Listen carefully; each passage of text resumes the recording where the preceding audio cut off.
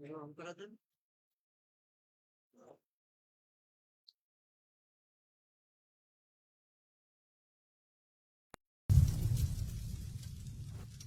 عليكم ورحمة الله وبركاته. إن الحمد لله الذي أنشأ وبرأ وخلق الماء والثرى فأبدأ كل شيء وذرى لا يغيب عنه صغير النمل في الليل إذا سرى له ما في السماوات وما في الأرض وما بينهما وما تحت الثرى الرحمن على الأرش استوى والصلاة والسلام على خير الورى ما أزال الظلم وجل الضحى وسلم تسليما كثيرا أما بعد فأعوذ بالله من الشيطان الرجيم ومن أحسن قولا ممن دعا إلى الله وعمل صالحا وقال إنني من المسلمين وقال نبي الأمين صلى الله عليه وسلم بلغوا أني ولو آية أحدثوا عن بني إسرائيل ولا حرج ومن كذب علي متأمدا فليتبوأ مقعده من النار সমস্ত গুণগান সমস্ত গুণকীর্তন সেই মহিয়ান গরিয়ান রাব্বুল ইজ্জাত ওয়াল জালালের জন্য যার অশেষ মেহেরবানিতে আমরা আমাদের আজকের হুদাল্লিল মুত্তাকিন কনফারেন্সের প্রথম অধিবেশনে আমাদের শিক্ষার্থীদের প্রদর্শনী সহ আমরা আমাদের কিছু মেহমানদের মুখ থেকে মূল্যবান আলোচনা শোনার তৌফিক পেয়েছি, সেজন্য আমরা সকলে বলি আলহামদুলিল্লাহ। সম্মানিত সুধী, আমাদের অনুষ্ঠানের এই পর্যায়ে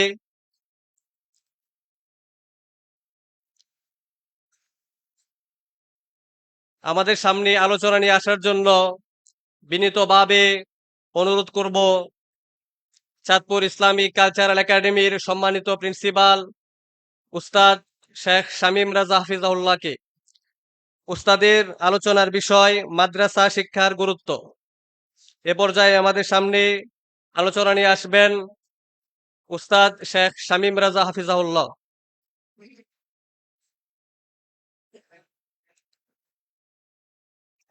السلام عليكم ورحمة الله.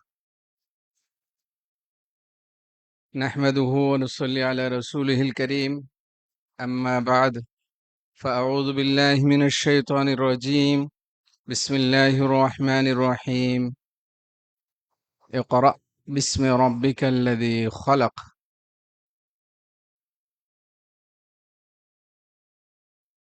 الحمد لله. সমস্ত প্রশংসা আল্লাহ রাব্বুল আলামিনের জন্য, যিনি আমাদেরকে এমন একটি সুন্দর পরিবেশে উপস্থিত হওয়ার তৌফিক দান করেছেন। এজন্য শুকরিয়া আদায় করছি আলহামদুলিল্লাহ। আর দরুদ সালাম বর্ষিত হোক প্রিয় নবী মুহাম্মদ সাল্লাল্লাহু আলাইহি ওয়াসাল্লামের প্রতি। আল্লাহুম্মা সাল্লি ওয়া সাল্লিম ওয়া বারিক আলাইহি। আজকের অনুষ্ঠানের সম্মানিত সভাপতি এবং উপস্থিত মেহমানবৃন্দ, উপস্থিত অভিভাবকবৃন্দ এবং প্রিয় ছাত্ররা, আজকে আমাদের জন্য সবচেয়ে গুরুত্বপূর্ণ যে বিষয়টি, সেটা হলো জ্ঞান অর্জন করা। জ্ঞান অর্জন করা ছাড়া কোনো কিছুতেই সফল হওয়া, কোনো কিছুতেই ভালোভাবে কিছু করা, এটা সম্ভব নয়। এজন্য আমাদেরকে জ্ঞান অর্জন করতে হবে এবং এই জ্ঞান অর্জন করার ক্ষেত্রে জ্ঞানের বিভিন্ন দিক রয়েছে, যেমন চিকিৎসা বিদ্যা, ইঞ্জিনিয়ারিং এর পড়াশোনা, তারপরে আরো বিভিন্ন ধরনের স্থাপত্যবিদ্যা, আরো অনেক পড়াশোনা রয়েছে। সেই পড়াশোনার মধ্য থেকে দ্বীনি পড়াশোনাটা অত্যন্ত জরুরি। যে যে বিষয়ে পড়াশোনা করুক না কেন, ধর্মীয় বিষয়, দ্বীনি বিষয় সবাইকে জানতে হবে। তা যদি জানা না যায়, তাহলে আমাদের যে মূল উদ্দেশ্য, সেটা হলো মৃত্যুর পরে মুক্তি পাওয়া। মৃত্যুর পরে মুক্তি পেতে হবে, এটা মুসলিমের জীবনের মূল উদ্দেশ্য। কারণ আল্লাহ রাব্বুল আলামিন আমাদেরকে পৃথিবীতে পাঠিয়েছেনই আল্লাহর তাওহীদকে প্রতিষ্ঠা করার জন্য। আল্লাহ রাব্বুল আলামিন বলেছেন, ওমা খলাকতুল জিন্না ওয়াল ইনসা ইল্লা লিয়াবুদুন। অর্থাৎ আমি, আল্লাহ বলছেন যে আমি মানুষ এবং জিন জাতিকে সৃষ্টি করেছি আমার ইবাদত করার জন্য তথা আমার তাওহীদকে প্রতিষ্ঠা করার জন্য। তো আমরা আল্লাহ রাব্বুল আলামিনের তাওহীদ প্রতিষ্ঠা করে, আল্লাহ রাব্বুল আলামিনের ইবাদত করে, আল্লাহ রাব্বুল আলামিনের আনুগত্য করে, মৃত্যুবরণ করে পরকালীন জীবনে মুক্তি পাওয়া, এটাই আমাদের মূল উদ্দেশ্য। আমরা গতকালকেই সারা দেশের মানুষ, বিশেষ করে আমাদের চাঁদপুরের মানুষ ভালোভাবেই আমরা টের পেয়েছি যে মৃত্যু কতটা কাছাকাছি হতে পারে। যদিও আমরা কাগজে কলমে জানি, আমাদের অন্তরে বিশ্বাস আছে যে আমরা মৃত্যুবরণ করব, কিন্তু কাছ থেকে মৃত্যুকে দেখলেই কেবল আমাদের বিশ্বাসটা একটু শক্ত হয়।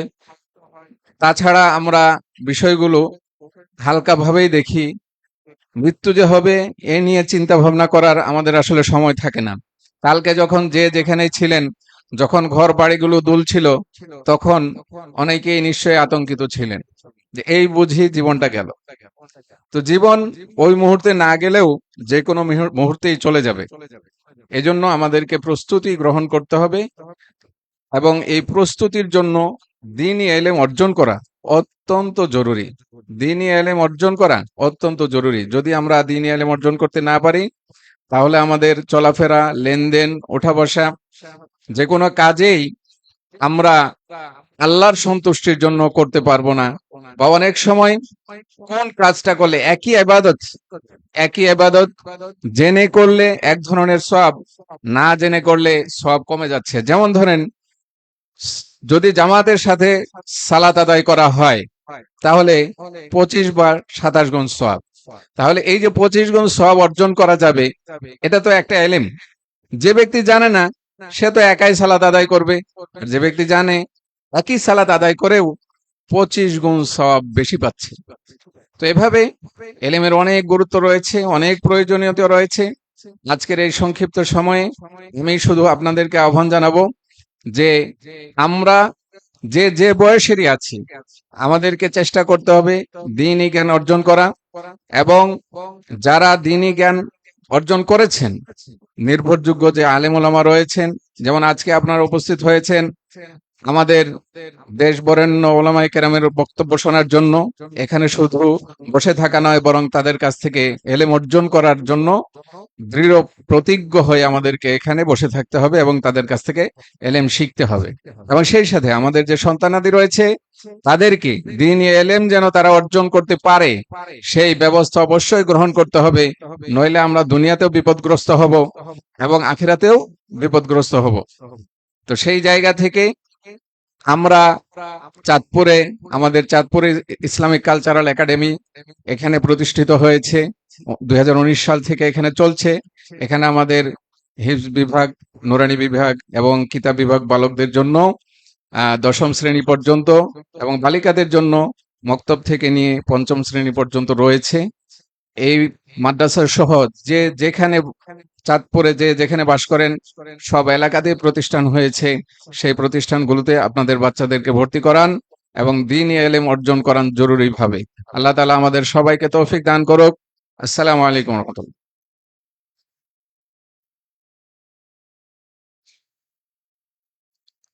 মাশাআল্লাহ, জাযাহুল্লাহু আহসানাল জাযা। সম্মানিত সুধী, এ পর্যায়ে আমাদের সামনে শুভেচ্ছা বক্তব্য নিয়ে আসার জন্য বিনীতভাবে অনুরোধ করছি আমাদের চাঁদপুর মুসআব রাদিয়াল্লাহু আনহু এর সম্মানিত উপদেষ্টা জনাব আব্দুর রব স্যারকে। এ পর্যায়ে আমাদের সামনে শুভেচ্ছা বক্তব্য নিয়ে আসবেন জনাব আব্দুর রব।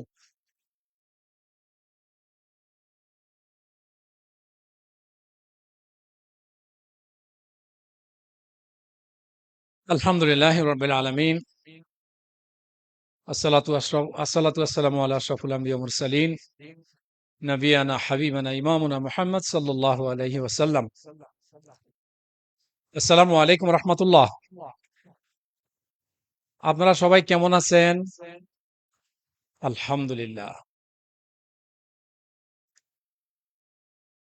গত 27-28 ঘন্টা আগেও আমরা দুনিয়া থেকে চলে যেতে পারতাম। আল্লাহ সুবহানাল্লাহ তাআলার দয়ায়, আল্লাহর বিশেষ অনুগ্রহে আল্লাহ আমাদেরকে জমিনে ফেলে রেখে গেছেন। আলহামদুলিল্লাহ, আলহামদুলিল্লাহ। আল্লাহ তোমার শুকর। এই যে দিনী মজলিসে আপনারা উপস্থিত হয়েছেন, আলহামদুলিল্লাহ, 2019 সালেই নয়, তার আগেরও 4-5 বছর আগে থেকে আমরা দাওয়াতি কাজের মার্কাজ হবে বলে আল্লাহর কাছে অ্যাপ্লিকেশন করেছি, সে অনুযায়ী প্রচেষ্টা চালিয়েছি, সময় দিয়ে, অর্থ দিয়ে, মানসিক প্রতিজ্ঞা নিয়ে আল্লাহ আজকে আমাদেরকে এই প্রতিষ্ঠানের এই অবস্থায় এনে আমাদেরকে দাঁড় করিয়েছেন। আমরা আবারও বলি আলহামদুলিল্লাহ। আপনারা কত সৌভাগ্যবান। এই মজলিস দুনিয়ার অন্য কোন 4টি মজলিসের মতো নয়। আপনারা জানেন, বর্তমান যুগে কিয়ামতের আগে আল্লাহ সুবহানাহু ওয়া তাআলা যাদেরকে মনোনীত করেন, পছন্দ করেন, আল্লাহ তাদেরকে হেদায়েত দেন। কি দেন? আপনারা সেই হেদায়েতের অনুসারী। আল্লাহর সুবহানাল্লাহ ওয়া তাআলার কাছে আমরা আবারও শুকরিয়া আদায় করি, যিনি আমাদেরকে এই হেদায়েত দান করেছেন। প্রিয় নবী মুহাম্মদ সাল্লাল্লাহু আলাইহি ওয়াসাল্লামের উপর দরুদ বর্ষিত হোক। আল্লাহুম্মা সাল্লি আলাইহি, আল্লাহুম্মা বারিক আলাইহি। কথা লম্বা করার কোনো সুযোগ নেই। আলহামদুলিল্লাহ, আজকে আমাদের আহলুল হাদিসদের যেই নক্ষত্র এখানে আসতেছেন, আলহামদুলিল্লাহ, আপনারা সময় দিয়ে উপস্থিত যেভাবে হয়েছেন, এটা হলো সবচেয়ে বড় সহযোগিতা। কি এটা? সবচেয়ে বড় সহযোগিতা। আমরা এই প্রতিষ্ঠানকে আল্লাহ চাহে তো ইনশাআল্লাহ এখানে আমরা আমাদের কল্পনায়, আমাদের দৃঢ়তায়, আমাদের অন্তরে লালন করতেছি যে আলহামদুলিল্লাহ চাঁদপুরের মধ্যে সর্বশ্রেষ্ঠ ইসলামিক সেন্টার, মার্কাজ হবে ইনশাআল্লাহ। এখানে আপনারা দোয়া করবেন না? আপনারা হয়তো এক একজন 1 কোটি টাকা দিবেন আমাকে এখানে, আমি যদি বলি দান করেন, তার চেয়ে বেশি দান হবে আপনি যে এখানে উপস্থিত হয়েছেন, তার চেয়ে বেশি দান হবে আপনি এখানে শুধু একটু দোয়া করে যাবেন যে আল্লাহ এই মার্কাজকে কবুল করে নাও। পারবেন না? পারবেন না দোয়া করতে? আপনার কাছে আমি 1 কোটি টাকা নিলাম না, চাইতেছি আন্তরিক ভাবে, ইখলাসের সহিত আপনি শুধু এই দোয়াটা করে যাবেন যে আল্লাহ এখানে যেন 10 তলা একটা মার্কাজ আল্লাহ যেন প্রতিষ্ঠা করে দেন। আমি সময় নিতে চাচ্ছি না, তার কারণ আমাদের সময় খুব কম। আমাদের, আপনারা তো জানেন এখন কার বক্তব্য আসছে, আপনারা ঘোষণা শুনছেন। তিনি আসলে, আমি এই পর্যন্ত কোনো স্টেজে বলি নাই, তিনি কিন্তু আমার শিক্ষক। আমি সর্বপ্রথম উল্টাপাল্টা লোকেই ছিলাম, কিন্তু শেখ মতিউর রহমানের যখন মজলিসে গেছি, ঠিক আমি এই উল্টা প্রশ্ন করেই এখানে আমি আমার নাম লেখাইছি।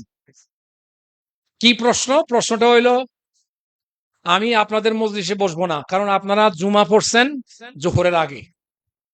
বুঝিয়া শুনে বললো যে ঠিক আছে, আপনি সেন্টারে আসেন। আলহামদুলিল্লাহ, এই সেন্টারে আসাই আলহামদুলিল্লাহ তখন আমার এই প্রাণপ্রিয় ভাই ওখানকার প্রথম ছাত্র। আলহামদুলিল্লাহ, ওই বছরে আমি ওনার কাছ থেকে হজের মাসলা মাসাইলগুলি ভালো করে শিখে হজে যেতে পারছি। এটা আমার জন্য আলহামদুলিল্লাহ। এই জন্য আজকে হয়তো আপনাদের সামনে প্রকাশ করছি, কিন্তু ওনার সামনেও কোনোদিন প্রকাশ করি নাই। অতএব সেই অন্তরের এবং সাথী আপনাদের সামনে ইনশাআল্লাহ আশা করি ওনার মূল্যবান বক্তব্য আপনারা শোনার জন্য অধিক আগ্রহে আছেন।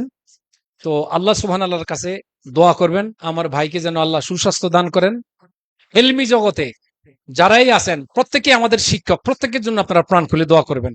আপনারা তো ওই হাদিস জানেন, একে অপরের জন্য দোয়া করলে ফেরেশতা বনি আদমের দোয়া কবুল হতেও পারে, নাও হতে পারে, কিন্তু ফেরেশতার দোয়া নিশ্চিত কবুল হবে। তো এই জন্য আমরা একজন অপরের জন্য দোয়া করি, সেই দোয়া সার্টিফাই করে আর এক ফেরেশতা যে আল্লাহ তার জন্য করো। তাহলে ফেরেশতার দোয়া পাইতে হলে আমরা একে অপরের জন্য বেশি বেশি দোয়া করব। আশা করি আপনারা ইনশাআল্লাহ অধীর আগ্রহে আপনারা ইনশাআল্লাহ আমার ভাই শেখ মাহমুদের ইনশাআল্লাহ বক্তব্য শুনবেন। তবে আপনারা মজলিসটাকে এভাবে লম্বা না করে আমার মনে হয় একটু সাজান, কারণ উনি আপনাদেরকে বক্তব্যের মাঝে কিন্তু আহ শেখের ছাত্র তো একটু হয়তো কড়া কথা বলতে বলতে পারে, এই জন্য আপনারা মজলিসটাকে এদিক থেকে একটু সাজান। আপনারা এদিকে যারা বসছেন পরবর্তীতে এসে বসবেন, অসুবিধা নাই, কিন্তু সামনের দিকে একটু ভরা করে রেখে দেন ইনশাআল্লাহ। তাহলে আজকে আপনাদের কাছে বিনীত অনুরোধ থাকবে এইটাই, যে আসলে আমি এখানে আসছি আপনাদের কাছে একটু দোয়া চাওয়ার জন্য, যে আপনারা একটু খাস করে দোয়া করবেন আমরা যেন এই প্রতিষ্ঠানকে আমরা আন্তরিকভাবে এখলাসের সাথে আমরা যেন ইনশাল্লাহ এইখানে মার্কাজ প্রতিষ্ঠা করতে পারি। এই দোয়া চেয়ে আমি আমার সংক্ষিপ্ত কথা শেষ করলাম। আসসালামু আলাইকুম রহমতুল্লাহ।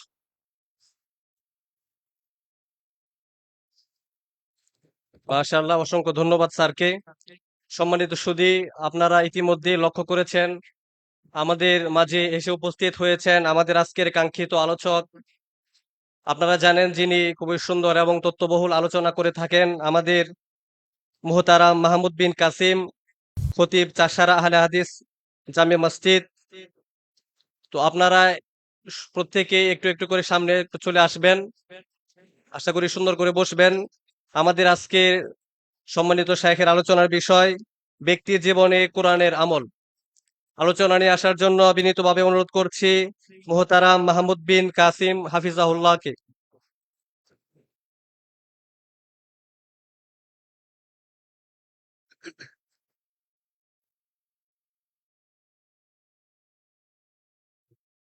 ঠিক আছে, এটাকে একটু লক করুন।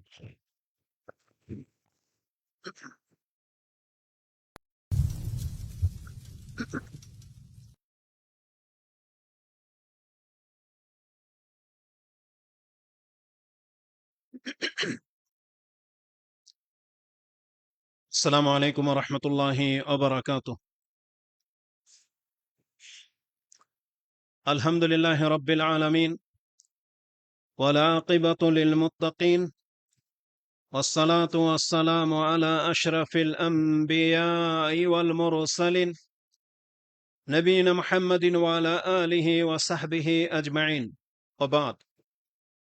أما بعد، فقال الله سبحانه وتعالى في كلامه المجيد بعد أعوذ بالله من الشيطان الرجيم: وهذا كتاب أنزلناه مبارك فاتبعوه واتقوه لعلكم تفلحون. عن أبي شريح الخزاعي قال: خرج علينا رسول الله صلى الله عليه وسلم فقال: أبشروا وأبشروا، أليس أنتم تشهدون أن لا إله إلا الله وأني رسول الله؟ قلنا نعم. قال: إن هذا القرآن سبب ترفه بيد الله وترفه بأيديكم فتمسكوا به فإنكم لن تضلوا ولن تهلكوا بعده أبدا. رواه ابن حبان وبزار وصححه الألباني. প্রশংসা মাত্র আল্লাহ সুবহানাহু ওয়া তাআলার, যিনি বিশ্বজগতের একমাত্র মালিক, যিনি আমাদেরকে সৃষ্টি করেছেন মানুষ রূপে, মুসলিম করেছেন এবং আমাদেরকে হিদায়াত এবং সম্মানার্থে তিনি আমাদের উপরে সর্বশ্রেষ্ঠ কিতাব এই কোরআনুল কারীম নাজিল করেছেন, যার মাধ্যমে আমরা হেদায়েত প্রাপ্ত হয়েছি, যার মাধ্যমে আমরা আলো পেয়েছি, যার মাধ্যমে আমরা সত্য মিথ্যার পার্থক্য বুঝতে পারি, যেই কিতাবের মাধ্যমে আমাদের অসংখ্য নেকির ব্যবস্থা করা হয়েছে এবং কিয়ামতের মাঠে এই কিতাব আমাদের পক্ষে সাক্ষী দেবে এবং এই কিতাব আমাদেরকে জান্নাতে সুউচ্চ স্থানে পৌঁছাবে। তো যেই আল্লাহ তার এই বরকতময় কিতাব দিয়ে তিনি আমাদেরকে সম্মানিত করেছেন, আমরা তার প্রশংসা করি, আমরা বলি আলহামদুলিল্লাহ। সালাতু ওয়াস সালাম প্রিয় নবী মুহাম্মদুর রাসূলুল্লাহ সাল্লাল্লাহু আলাইহি ওয়াসাল্লামের প্রতি, যিনি আমাদের মাঝে সর্বশেষ এবং সর্বশ্রেষ্ঠ রাসূল রূপে প্রেরিত হয়েছেন। যাকে এই কোরআন দিয়ে সম্মানিত করা হয়েছে এবং যিনি আমাদেরকে এই কোরআনকে শক্ত করে ধারণ করার প্রতিশ্রুতি আমাদের কাছে রেখে গেছেন এবং বলেছেন যে আমি তোমাদের কাছে এই কিতাবটি রেখে গেলাম, এটাকে তোমরা শক্ত করে আঁকড়ে ধরো। আমরা সেই রাসূলের প্রতি সালাত এবং সালাম পাঠ করি যিনি আমাদেরকে এই হকের পথ দেখিয়েছেন এবং কিয়ামতের মাঠে যিনি আমাদের হয়ে আল্লাহর কাছে সুপারিশ করবেন, যার সুপারিশে অসংখ্য পাপী মুসলিমকে জাহান্নাম থেকে মুক্ত করা হবে। আমরা বলি আল্লাহুম্মা সাল্লি ওয়া সাল্লিম ওয়া বারিক আলা নবিয়িকা মুহাম্মদ।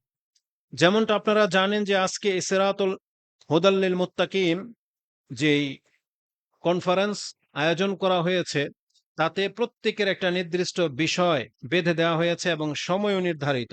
তাই আমি বিনা ভূমিকাতে আমি মূল বিষয়টা আপনার কাছে তুলে ধরতে চাচ্ছি, এজন্য আমি খুতবাটা লম্বা করলাম না। আমাদের যে বিষয় দেওয়া হয়েছে বিশেষ করে যে ব্যক্তি জীবনে কোরআনের উপরে আমল, এটা একটা লম্বা চূড়া বিষয়। কারণ আল্লাহ সুবহানাহু ওয়া তাআলা যেই বিষয়গুলোর প্রতি আমাদেরকে ঈমান আনতে বলেছেন, যেগুলো আমাদেরকে বিশ্বাস করতেই হবে, মেনে নিতেই হবে, এরকম হাজারো বিষয় আছে। কিন্তু এই হাজারো বিষয়টাকে আল্লাহ সুবহানাহু ওয়া তাআলা ৬টি ফোল্ডারে স্থগিত করে দিয়েছেন বা ৬টা মূল পিলার সাব্যস্ত করেছেন যে এই ৬টা বিশ্বাসের উপরেই সমস্ত বিশ্বাসগুলো জড়িত। তার মধ্যে একটা হচ্ছে আল্লাহর প্রতি বিশ্বাস, একটা হচ্ছে মালাইকার প্রতি বিশ্বাস, তার প্রেরিত রাসূলগণের প্রতি বিশ্বাস, এই নাজিলকৃত কিতাবগুলোর প্রতি বিশ্বাস এবং পরকালে বিশ্বাস এবং ভালো মন্দ ভাগ্যের প্রতি বিশ্বাস। এই যে ইমানের যে ৬টা পিলার আছে তার মধ্যে অন্যতম একটা রোকন হলো কিতাবুল্লাহ, আল্লাহর কিতাব, আল্লাহর কালাম, এটাকে মেনে নেয়া, স্বীকৃতি দেয়া, এটা প্রত্যেকটা মুসলিমের উপর এটা ফরজ দায়িত্ব। যারা এই কিতাবটিকে আল্লাহ সুবহানাহু ওয়া তাআলার কালাম হিসেবে স্বীকৃতি দিবে না তাহলে তারা কোনোদিন নাজাত পাবে না। তাদেরকে আল্লাহ সুবহানাহু ওয়া তাআলা সুস্পষ্ট গোমরা বলেছেন, যেটা আপনি সূরা নিসার মধ্যে পেয়ে যাবেন। আমরা সেই দিকে যাব না, লম্বা হয়ে যাবে কথা। আমি শুরুতে যেই বিষয়টা কোরআন সম্পর্কে আপনার কাছে পেশ করব এই ঈমানের দিক থেকে, সেটা হচ্ছে প্রত্যেকটা মুসলিম তার অন্তরে কতটুকু বিশ্বাসের সাথে সে এটা বলে ওটা আমরা জানি না, কিন্তু প্রত্যেকটা মুসলিম এটা বলতে বাধ্য যে এই কোরআন হচ্ছে আল্লাহর কালাম। এই কোরআনটা কি? আল্লাহর কালাম। তার মানে সূরা ফাতিহা থেকে নাস পর্যন্ত যতগুলো ওয়ার্ড, বাক্য রয়েছে, শব্দ রয়েছে, এগুলো প্রত্যেকটা পুরাটাই কার পক্ষ থেকে? আল্লাহর পক্ষ থেকে। এখানে কোনো ব্যক্তির তো দূরের কথা, স্বয়ং রাসূলুল্লাহ সাল্লাল্লাহু আলাইহি ওয়াসাল্লামের নিজের একটা ইচ্ছাগত কোনো শব্দ তিনি প্রয়োগ করতে পারেননি। এটা কোরআন দাবি করতেছে। যদি এই দাবিটা সত্য হয় তাহলে এই কোরআনের সাথে আপনার কেমন আচরণ হওয়া উচিত, এটা হবে আজকের বক্তব্যের মূল বিষয়। তাই আজকে প্রথমে আমি আপনাকে এইটা রিয়ালাইজ করাইতে চাচ্ছি বা আপনার অন্তরকে এটা মেনে নিতে বাধ্য করতে চাচ্ছি যে কোরআন আল্লাহর কালাম। আপনি প্রথমে আপনার ব্রেনকে, আপনার অন্তরকে এই কথাটা মেনে নিতে বাধ্য করুন। আপনি হয়তো বলবেন যে আমরা তো এটা জানি মোহাম্মদ ভাই, যে আমরা জানি যে আল্লাহর কালাম, কিন্তু আমরা দেখতে পাচ্ছি যে না, পৃথিবীর মানুষ মুখে বলে একটা, তার অন্তর হচ্ছে আরেকটা। মানুষের অন্তর এখন পর্যন্ত ওইভাবে মেনে নিতে পারেনি হয়তো যেটা আল্লাহর কালাম, যদিও সে মুখে বলতেছে, কিন্তু তার আচরণ বলতেছে যে সেটা আল্লাহর কালাম। এটা হয়তো সে মেনে নিতে পারেনি। যদি মেনে নিতে পারতো তাহলে তার আমল, আখলাক, চরিত্র এমন হওয়ার তো কথা না। সে আকীদা কোত্থেকে গ্রহণ করেছে আপনি খুঁজে দেখেন, কোরআনের সাথে মিল নাই। সে আমল যা করে কোরআনের খেলাফ। কোরআনের যেই নীতিমালা রয়েছে তার জীবন পরিচালনা হয় ভিন্নভাবে। তার মানে হয়তো তার অন্তরে একটা সন্দেহ আছে যে কোরআনের যে বিধানগুলো আছে এগুলো হয়তো হুজুরদের বানানো। হয়তো আমাদের হুজুররা সমাজে জোর গলা এগুলোকে প্রতিষ্ঠিত করতে চাচ্ছে। হয়তো আপনার অন্তরে কোনো সন্দেহ আছে। না হলে একজন ব্যক্তি বলবে যে আমি মুসলিম, কোরআনে বিশ্বাসী, আর এটা আল্লাহর কালাম মেনে নেওয়ার পরে তার স্বেচ্ছাচারিতা কিভাবে প্রকাশ পায়? এক হলো সে জানে যেটা পাপ, কিন্তু পাপের তাড়নায়, কুমন্ত্রণায় সেটা পাপ করে ফেলে, কিন্তু তার লাইফটাকে সে এমন গতি দিয়ে আগে বাড়াচ্ছে যেটা কোনো বিশ্বাসীদের আমল হইতে পারে না, এটা কোনো বিশ্বাসীদের চরিত্র হতে পারে না। এজন্য আমি প্রথম যেই পয়েন্টটা ইমানের ভিত্তিতে আপনার কাছে নিয়ে আসছি সেটা হচ্ছে আপনার অন্তরকে আপনি আগে এই কথা মেনে নিতে বাধ্য করুন যে কোরআন হচ্ছে আল্লাহর কালাম, এখানে কোনো মানব রচিত কোনো কথা নাই। স্বয়ং মুহাম্মদ সাল্লাল্লাহু আলাইহি ওয়াসাল্লামের নিজের কোনো ইচ্ছা অনিচ্ছা এই কোরআনের মধ্যে স্থান পায়নি। যা আছে সম্পূর্ণ এটাই আল্লাহ সুবহানাহু ওয়া তাআলার কালাম, এটা আপনি মেনে নেন। এই কথাটাকে জোরালো করার জন্য এবং এর খেলাফ যত মানুষ কথা রটিয়েছে এবং এর বিপক্ষে দাঁড়িয়েছে, তাদের প্রত্যেকটা যুক্তিকে আল্লাহ সুবহানাহু ওয়া তাআলা খণ্ডন করেছেন এবং এটা চরম পাপ, চরম ধৃষ্টতা। তাদেরকে আল্লাহ সুবহানাহু ওয়া তাআলা কঠিন ধমক দিয়েছেন এবং তিনি বিভিন্নভাবে বোঝানোর চেষ্টা করেছেন পৃথিবীর মানুষের কাছে যে এই কোরআন হচ্ছে আল্লাহর কালাম, এটা মুহাম্মদ সাল্লাল্লাহু আলাইহি সাল্লামের নিজস্ব কোনো রচিত নয়। এই কথাটাকে আসুন আমি আপনাকে খুব দ্রুত এই পয়েন্টগুলো উল্লেখ করি। মক্কার কাফেররা বলতো, তাদের একটা কথা আল্লাহ সুবহানাহু ওয়া তাআলা সূরা ফুরকান 25 নম্বর শুরুতে কোরআন নাজিল হওয়া সংক্রান্ত আয়াতগুলো আছে, তাতে আপনি 3, 4, 5, 6 এই আয়াতগুলো দেখেন। তাতে আল্লাহ বলেছেন ওয়াকাল আল্লাযীনা কাফারু, কাফেররা কি বলে, ইন হাযা ইল্লা ইফকুন ইফতারা, এই কোরআন একটা মন গড়া বানানো ছাড়া আর কিছুই না। ইল্লা ইফকুন ইফতারা, যেটা তার বিবেক প্রসূত একটা জিনিস, সেটাকে লিপিবদ্ধ করেছে এবং ওয়া আ'নাহু আলাইহি কওমুন আখারুন, এবং এই কাজে সে ভিন্ন কওম, ভিন্ন জাতির কাছ থেকে হেল্প নিয়েছে। এটা মক্কার মুশরিকরা বলতো যে মুহাম্মদ সাল্লাল্লাহু আলাইহি সাল্লাম তিনি নিজে এটাকে রচনা করতে পারেননি একা, বরং এটা রচনা করেছেন এবং এই কাজে তিনি ভিন্ন কারো কাছ থেকে হেল্প নিয়েছেন। কেন তারা এই কথাটাকে জুড়ে দিয়েছে? কারণ তারা জানতো যে মুহাম্মদ সাল্লাল্লাহু আলাইহি সাল্লাম তো লেখাপড়া জানতো না, কিন্তু আমরা যদি এককভাবে এই কথা বলি যে তার রচনা, তখন এটাকে মানুষ গ্রহণ করবে না। এজন্য অতিরিক্ত একটা কথা তারা লাগিয়ে দিয়েছে, আনাহু কওমান আখারুন, বলছে সে অন্য জাতির কাছ থেকে এই সাহায্য নিয়েছে কোরআনটা রচনা করার ক্ষেত্রে। এটার জবাবে আল্লাহ বলেছেন ফাকাদ জাউ যুলমান ওয়া যুরা, তাদের কত মন্দ এবং কত বড় জুলুম, মানে জুলুম করেছে কথা বলে, এবং এটা কত বড় মিথ্যা এই কোরআনের উপরে, আমার উপরে, মুহাম্মদের উপরে, এটা কত বড় মিথ্যা। তারপর আল্লাহ বলেছেন ওয়াকালু আসাতিরুল আউয়ালিন, তারা এটাও বলেছিল এটা পূর্ব যুগের প্রথাগত ওই পূর্ব যুগের কাহিনী। আসাতিরুল আউয়ালিন কাতাবাহা, তাকে এটা লিখিত পেশ করা হয়েছে, তার মানে তাকে লিখিয়ে দেওয়া হয়েছে পূর্ব যুগের কাহিনী।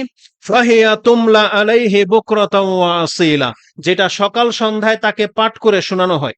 তার মানে মুহাম্মদ সাল্লাল্লাহু আলাইহি সাল্লাম নিজে এটা কিভাবে রচনা করেছে, যে এই কোরআনটা যেটা দাবি করা হচ্ছে সেটা পূর্ব যুগের আগেই লেখা ছিল, যেটা সকাল সন্ধ্যায় তার কাছে পেশ করা হয়, মানে তাকে পাঠ করানো হয়, আর এটা তিনি আমাদের জাতির কাছে তিনি কোরআন হিসেবে চালিয়ে দিতে চাচ্ছেন।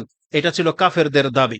আল্লাহ সুবহানাহু ওয়া তাআলা বলেন কুল, হে নবী আপনি বলে দেন, আনজালাহুল্লাযী ইয়ালামু সিররা ফিস সামাওয়াতি ওয়াল আরদ, বরং আপনি বলে দেন এই কোরআন নাজিল করা হয়েছে সেই সত্তার পক্ষ থেকে যিনি আকাশ সমূহ এবং জমিনের মাঝে যত গোপন কিছু আছে যিনি এটা জানেন, সেই সত্তাই এই কোরআন নাজিল করেছেন।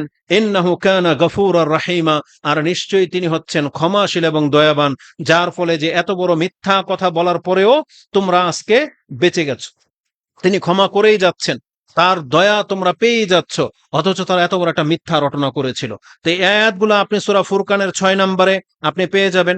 দ্বিতীয় জবাবে আল্লাহ সুবহানাহু ওয়া তাআলা বলেন বহু মানুষ এভাবে এটাকে অস্বীকার করেছে এবং কেউ কেউ এই কাজে ষড়যন্ত্র করেছে। যারা এই যে কোরআন আল্লাহর নয়, এটা মুহাম্মদ সাল্লাল্লাহু আলাইহি সাল্লামের বানানো, এটাকে সাব্যস্ত করার জন্য চালাকি করত, ষড়যন্ত্র করত, তার মতন একটা ঘটনা ইমাম বুখারী রাহিমাহুল্লাহ এবং ইমাম মুসলিম উল্লেখ করেছেন। ইমাম বুখারী রাহিমাহুল্লাহ তার 3617 এবং মুসলিমে হাদিসটি 6933 উল্লেখ করেছেন, যেটা আপনি 11 নম্বর পর্বে সিফাতিল মুনাফিকিনা ও আহকামিহিম, মুনাফিকদের সিফাত এবং তাদের সাথে কি হুকুম করা হবে এই মর্মে ইমাম মুসলিম রাহিমাহুল্লাহ একটা পর্ব করেছেন। তার 6933 আপনি হাদিসটি পেয়ে যাবেন। আর ইমাম বুখারী কোট করেছেন আলামাতিন নবুওয়াতি ফিল ইসলাম, ইসলামের নবুয়তের যে ধারা সেই পর্বে তিনি এই হাদিসটাকে এনেছেন, যে একজন খ্রিস্টান আসলামা, ইসলাম গ্রহণ করেছে। ইসলাম গ্রহণ করার উদ্দেশ্যটাই ছিল তার বাতিল চিন্তা, সে ধোঁকা দেওয়ার জন্য ইসলাম গ্রহণ করেছে। তারপরে সে কি করেছে, ওয়াকারা আল বাকারা ও আলে ইমরান, এবং সে মুসলিমদের সাথে মিশে, রাসূলুল্লাহ সাল্লাল্লাহু আলাইহি সাল্লামের সাথে মিশে সে সূরা বাকারা এবং সূরা আলে ইমরান পুরোটাই মুখস্থ করেছে। একটা খ্রিস্টান মুখস্থ করার পর ফাকানা ইয়াকতুবুহু লিন-নবী সাল্লাল্লাহু আলাইহি ওয়াসাল্লাম, সে নিজের পক্ষ থেকে সূরা বাকারা এবং সূরা আলে ইমরান যেইভাবে আল্লাহ নাজিল করেছে সে ওয়ার্ড বাই ওয়ার্ড সে লিখে আবার সেটাকে খেদমত হিসেবে পেশ করেছে রাসূলুল্লাহ সাল্লাল্লাহু আলাইহি ওয়াসাল্লামের কাছে। তো রাসূলুল্লাহ সাল্লাল্লাহু আলাইহি সাল্লাম সরল মন হিসেবে তার এই খেদমতটাকে অ্যাপ্রিশিয়েট করেছেন, গ্রহণ করেছেন, যে ভালোই হলো এই সূরা বাকারা আর আলে ইমরানটাকে লিখে দিয়েছে, কারণ আরবে তখন লেখাপড়ার লোক খুব কম ছিল, তো এটা বড় একটা খেদমত, তো রাসূল এটাকে গ্রহণ করেছেন। কিন্তু ওর অন্তরের খবর রাসূলুল্লাহ সাল্লাল্লাহু আলাইহি সাল্লাম বুঝতে পারেননি যে এটা ও ষড়যন্ত্রমূলক করেছে। এই ব্যক্তি যখন সূরা বাকারা আর আলে ইমরান লিখিতভাবে পেশ করেছে, তারপর গিয়ে সে আবার মুরতাদ হয়ে যায়, সে আবার খ্রিস্টান ধর্মে ফিরে যায়। হাদিসের বর্ণনাটা এরকম, ফাআদা নাসরানিয়া, সে আবার খ্রিস্টানের দিকে প্রত্যাবর্তন করে। রেজাল্ট কি, ফাকানা ইয়াকুল, খ্রিস্টান হওয়ার পরে এখন এই যে সে মুসলিম হয়ে সূরা বাকারা আর আলে ইমরান রাসূলুল্লাহ সাল্লাল্লাহু আলাইহি ওয়াসাল্লামকে লিখে দিয়েছেন, তার উদ্দেশ্যটা কি ছিল? এখন তিনি তার জাতির কাছে গিয়ে বলতেছে যে ইয়াকুল মা ইয়াদরি মুহাম্মাদুন ইল্লা মা কাতাবতুহু লাহু, মুহাম্মদ মূলত কিছুই জানে না, আমি যতটুকু তারা লিখে দিয়েছি শিখিয়েছি এই এতটুকুই মুহাম্মদ জানে। এটা কত বড় ষড়যন্ত্র! একটা খ্রিস্টান মুসলিমের রূপ ধরে সে আরবিয়ান ছিল, শিক্ষিত ছিল, আক্ষরিক জ্ঞান ছিল, কোরআন সূরা বাকারা আলে ইমরান লিখিত রাসূলুল্লাহ সাল্লাল্লাহু আলাইহি সাল্লামের কাছে পেশ করেছেন, অথচ লোকটা হেদায়েতের উপরে নাই, গুমরাহের মধ্যে আছে। এখন এখান থেকে একটা যুক্তি বা একটা দিক নির্দেশনা আমার মাথায় আসছে, এটা আমি পেশ করব, যদিও এটা আমার সাজে না। এটা যদি আমার জায়গায় কোনো বড় কোনো শেখ এটা পেশ করতে আমার মনে হয় ভালো হতো। আর এখন আমি যদি পেশ করব, যদি আমার মাথায় আসছে, তবে অনেকেই হানাফি বেদাতি যারা আছে, তারা ওই যারা বাতিলপন্থী, যারা আক্ষরিক জ্ঞান খুব ভালো জানে, নাহু সারফে পটু, তারা বলবে যে এ তো মাদ্রাসায় যায়নি বা এ তো নাহু সারফ কিছুই বোঝে না, এই জন্য কথাটাকে এভাবে পেশ করেছে। কিন্তু আমরা হিদায়াতের আলোতে যেটা দেখতে পাচ্ছি, আক্ষরিক জ্ঞান থাকলেই সে আলেম হয়ে যাবে বা হেদায়েতের উপরে হয়ে যাবে, এটা প্রমাণিত হয় না। সার্টিফিকেট বড় হতে পারে, কিন্তু এটা আপনার হিদায়াতের মাপকাঠি না। যেমন এত বড় একজন ব্যক্তি যে সূরা আলে ইমরান বাকারা নিজের হাতে সে লিখতে সক্ষম, অথচ এই ব্যক্তিটা ইসলাম কি জিনিস বোঝে না। বোঝেন? এই জন্য আমরা আমাদের বাতিলপন্থীদেরকে বলতে চাই, যাদের ইলমের কাছে আপনি ধোঁকা খেয়ে যান, যে এরাও তো বড় বড় আলেম, এরাও কি কোরআন হাদিস পড়ে না, এরা তো দেখেন যে হাদিসের সহিহ জয়ীফ বুঝে, ইবারত বুঝে, আমাদের সম্পর্কে বলা হয় এদেরকে যদি জের জবর ছাড়া একটা হাদিস দিয়ে দেওয়া হয় এই পড়তেই পারবে না, বাংলা পড়ে পটর পটর করে, বলে না? আমাদের শেখদের সম্পর্কে কি বলে, এরা সূরা ফাতিহা ঠিক করে পড়তে পারে না। এটা হচ্ছে তাদের বাতিলদের কি, এটা একটা টোপ, তাদের জাতিকে গুমরাহ করার জন্য। তখন আমরা আপনাদেরকে সতর্ক সাবধান করতে চাচ্ছি, দেখেন হিদায়াত হচ্ছে নূর, আল্লাহ এটাকে আলো বলেছেন, এটা আল্লাহ যাকে চায় তাকে দেন, এটা আল্লাহ চেহারার ভিত্তিতে দেয় না। এটা বড় ওলামা ওই কি বলে তাদের ওলামাদেরকে, বড় বড় কিবারুল ওলামা, তারা তো কিবারুল ওলামা বলে না, কি যেন বলে, আকাবির না? তাহলে আকাবির দেখে দেখে আল্লাহ হেদায়েত দেয় না। যদি আকাবির দেখে দেখে আল্লাহ হেদায়েত দিত, তাহলে এদের আকাবিররা কোনোদিন জর্দাখোর হতো না। বুঝেন না? তো আকাবির হওয়ার পরেও নেশাখোর, আবার এটাকে হালাল করার পক্ষে বহু কিছু। আপনি বহু আকাবিরদেরকে দেখতে পাচ্ছেন, বর্তমানে ইলেকশনের সময় আসছে না, সে জিহাদের আয়াতকে বুটের মধ্যে লাগিয়ে দেয়, এরা কিন্তু অনেক বড় বড় আকাবির। তাহলে এই ক্ষেত্রে আমরা বলতে পারি কোরআন সুন্নাহর জ্ঞান হেদায়েত এটা আল্লাহ যাকে চায় তাকে দেন। এটা বড় বড় সার্টিফিকেট দাঁড়িয়ে অনেক সময় পায় না। কিন্তু আমি আর আপনি জেনারেল লাইনের হয়েও, একেবারে নিম্ন শ্রেণীর নিম্ন ঘরে জন্ম হয়েও, বাংলার এক অপার গায়ে থেকে আপনি হেদায়েত পেয়ে গেছেন, তাহলে আপনাকে এটা বুঝতে হবে, হেদায়েত মূলত এটা পয়সার ভিত্তিতে হয় না, চেহারার ভিত্তিতে হয় না, এটা বড় বড় সার্টিফিকেটের ভিত্তিতে হয় না, বরং এটা আল্লাহ যাকে চায় তাকে দেয়। এই খ্রিস্টান ইসলাম গ্রহণের নামে সূরা বাকারা আলে ইমরান মুখস্থ এবং লিখতে পর্যন্ত পারত, কিন্তু তারপর আবার খ্রিস্টান হয়ে যায়। আর কত বড় মিথ্যা বলেছে রাসূল সাল্লাল্লাহু আলাইহি ওয়াসাল্লাম সম্পর্কে, যে বলছে মা ইয়াদরি মুহাম্মাদুন ইল্লা মা কাতাবতুহু লাহু, মুহাম্মদ মূলত কিছুই জানে না, আমি যতটুকু শিক্ষা দিয়েছি ততটুকুই জানে। এই ব্যক্তি যখন মারা যায়, আল্লাহ তার সাথে কি আচরণ করেছে জানেন?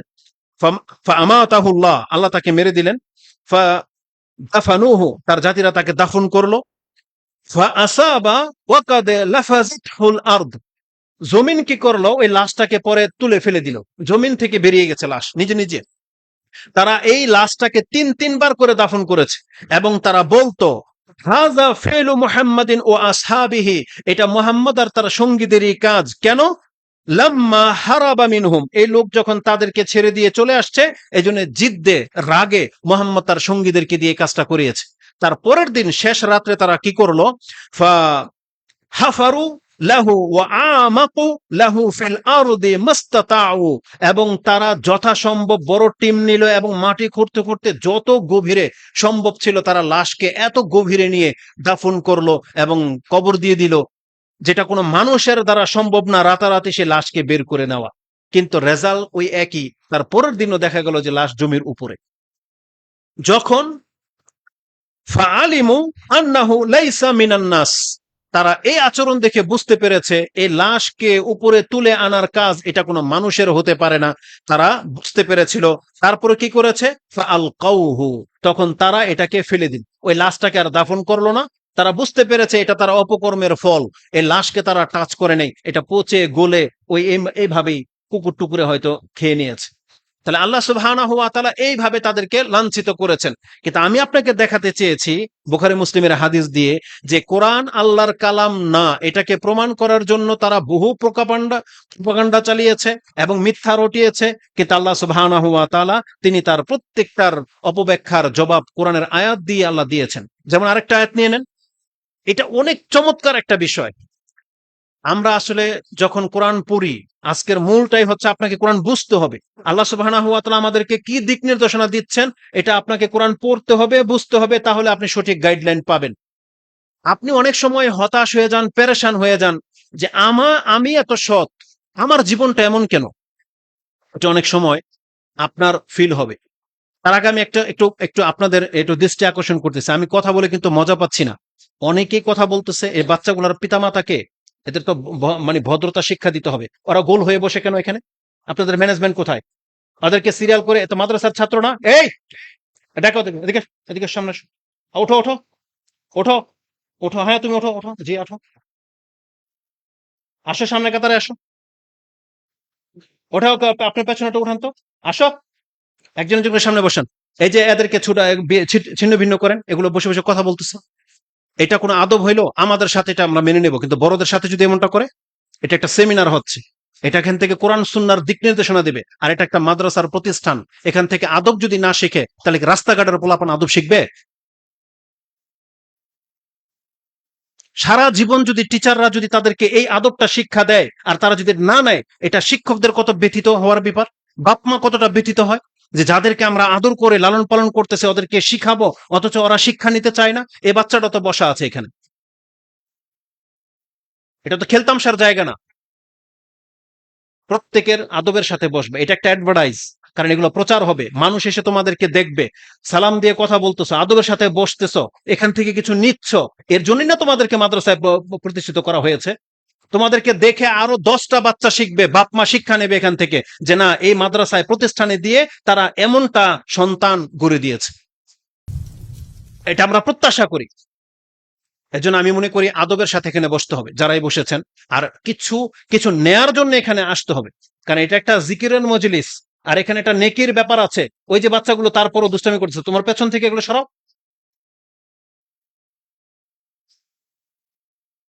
যেহেতু বলছে সময় মাত্র 40 মিনিট, কিন্তু আমার কান এদিক সেদিক যাচ্ছে, অনেক শব্দ আমার কানে আসতেছে, এভাবে তো কথা মানে হয় না, ভালো হয় না। তো আলাকুল্লি হাল, আমরা অনেক সময় আল্লাহ সুবহানাহু ওয়া তাআলার বিচারগুলোকে বুঝি না। আপনি কি কোনোদিন ফিল করেছেন 80-100 বছর পরে আল্লাহ সুবহানাহু ওয়া তাআলা তার সবচেয়ে পছন্দনীয় বান্দার সন্তান দিলেন? এত বছর পরে কেন? যিনি আল্লাহর খলিল, সে পর্যন্ত কেউ পৃথিবীতে যেতে পারে নাই যখন ইব্রাহিম আলাইহিস সালাম পৃথিবীতে ছিল, কিন্তু তাকে সবচেয়ে বেশি কষ্ট দিয়েছেন আল্লাহ সুবহানাহু ওয়া তাআলা। তার জীবনের ঘাটতি আর ঘাটতি, তাকে মেরে পর্যন্ত আগুনে পর্যন্ত ফেলে দেওয়া হলো, তার আগ পর্যন্ত আল্লাহ সুবহানাহু ওয়া তাআলা দেখছেন। তাকে খাতনা করতে বলা হয়েছে একেবারে শেষ বয়সে, কোনো তিনি রাজি করে নিলেন। শেষ পর্যন্ত আর 80 বছর পর একটা বাচ্চা, ফুটফুটে বাচ্চা হয়েছে, আদরের সন্তান, কে আল্লাহ বললেন মরুভূমিতে রেখে আসেন। আপনার আমার জীবনের সাথে যদি এটা হতো, হয়তো আমরা আমাদের রবের পথ ছেড়ে দিতাম, তাই না? কারণ আজকে তো আমরা পরীক্ষিত, তো সামান্য কয়েক টাকার লোভ আপনি সামলাতে পারেন না, ক্ষমতার লোভ এটা সামলাইতে পারতেছেন না, দিন ধর্ম সব ছেড়ে দিয়ে ওই কাতারে গিয়ে আপনি লেগে গেছেন। আর যদি ইব্রাহিম আলাইহিস সালামের মতো আমাদেরকে পরীক্ষা করা হতো, সুবহানাল্লাহ, এই মুসলিম নামের চিহ্নও থাকতো না পৃথিবীতে আজকে। এটা খুব কঠিন একটা জিনিস। তারপরে আপনি যে আয়াতটা এখন বলবো খুব সেনসিটিভ, সেটা কি? কিছু কিছু ভাষা আছে এটা আপনার মেনে নিতে কষ্ট হবে, সেটা তার মধ্যে একটা হচ্ছে যে আমাদের নবী সর্বশ্রেষ্ঠ রাসূল, নিরক্ষর শব্দটা যেন কেমন মেনে নিতে ইচ্ছা হয় না, তাই না? উম্মি, আল্লাহ বলেছে না উম্মিঈন, উম্মিঈনদের নবী উম্মি, তিনিও নিরক্ষর। কথাটা যেন কেন যেন মেনে নিতে কষ্ট হয়। অনেক সময় ওই যে কবর মাজার পূজারীরা ওরা খেপে যাবে এসব শব্দ শুনলে, কিন্তু হক এতটা সত্য আর এটা এতটা জরুরি ছিল, আপনি ঘটনাগুলো জানলে বুঝতে পারবেন যে মুহাম্মদ সাল্লাল্লাহু আলাইহি ওয়াসাল্লামকে আক্ষরিক জ্ঞান না দেওয়ার পেছনে আল্লাহর কত বড় হিকমা কাজ করেছে। তার বাস্তব প্রমাণ হচ্ছে এটা, যে মক্কার কাফেররা বলতো এমন একজন ব্যক্তি সম্পর্কে, সে জীবনে কোনোদিন কিতাবও পড়ে নাই, কোন একটা কলম হাত দিয়ে ধরে নাই। মুহাম্মদ সাল্লাল্লাহু আলাইহি ওয়াসাল্লাম নিজের জীবনে কোনোদিন কলম হাত দিয়ে ধরে নাই যে আমি বসে বসে একটু প্র্যাকটিস করে আমার নামটা লেখা যায় কিনা। অনেক সময় আপনার প্রপার্টিজ আছে, অ্যাকাউন্ট করবেন, আপনাকে বলা হয় আপনার নামটা সিগনেচার করার প্র্যাকটিস করেন। সুবহানাল্লাহ, মুহাম্মদ সাল্লাল্লাহু আলাইহি ওয়াসাল্লাম তার জীবনে এই কাজটাও কোনোদিন করেন নাই। আল্লাহ তাকে মায়ের পেট থেকে যেমন বের করেছেন নবী হওয়া পর্যন্ত এইভাবে রেখে দিয়েছেন, যে কিনা নিজের নাম মুহাম্মদ এই শব্দটা জুড়ে দিয়ে লিখবে, এটাও তিনি কোনোদিন করতে পারেন নাই। এই পর্যায়ে কেন আল্লাহ তাকে নবী বানালেন? কেন? সুবহানাল্লাহ, তার মূল কারণ ছিল এটাই, একটা অপবাদকে ঠেকিয়ে দেওয়া। বুঝেন কথা? মানে এত বড় একটা অপবাদ দেওয়া হয়েছে যেটা আল্লাহর কালাম নয়, এটা মুহাম্মদ সাল্লাল্লাহু আলাইহি ওয়াসাল্লাম বানিয়েছে, তিনি রচনা করেছেন। আল্লাহ ওদের মুখে একটা থাপ্পড় মেরে দিয়েছেন যে কত বড় মিথ্যা এটা, যে এই ব্যক্তি জীবনে কলম ধরে নেয় আর সে কিভাবে এই কালাম লিখতে পারে। মানে আপনার আর দলিল প্রমাণ লাগবে না যদি এটা আপনার ব্রেন নিয়ে নেয় যে আমাদের নবী মুহাম্মদ সাল্লাল্লাহু আলাইহি সাল্লাম, আর যিনি তার নামটা পর্যন্ত লিখতে পারেন না।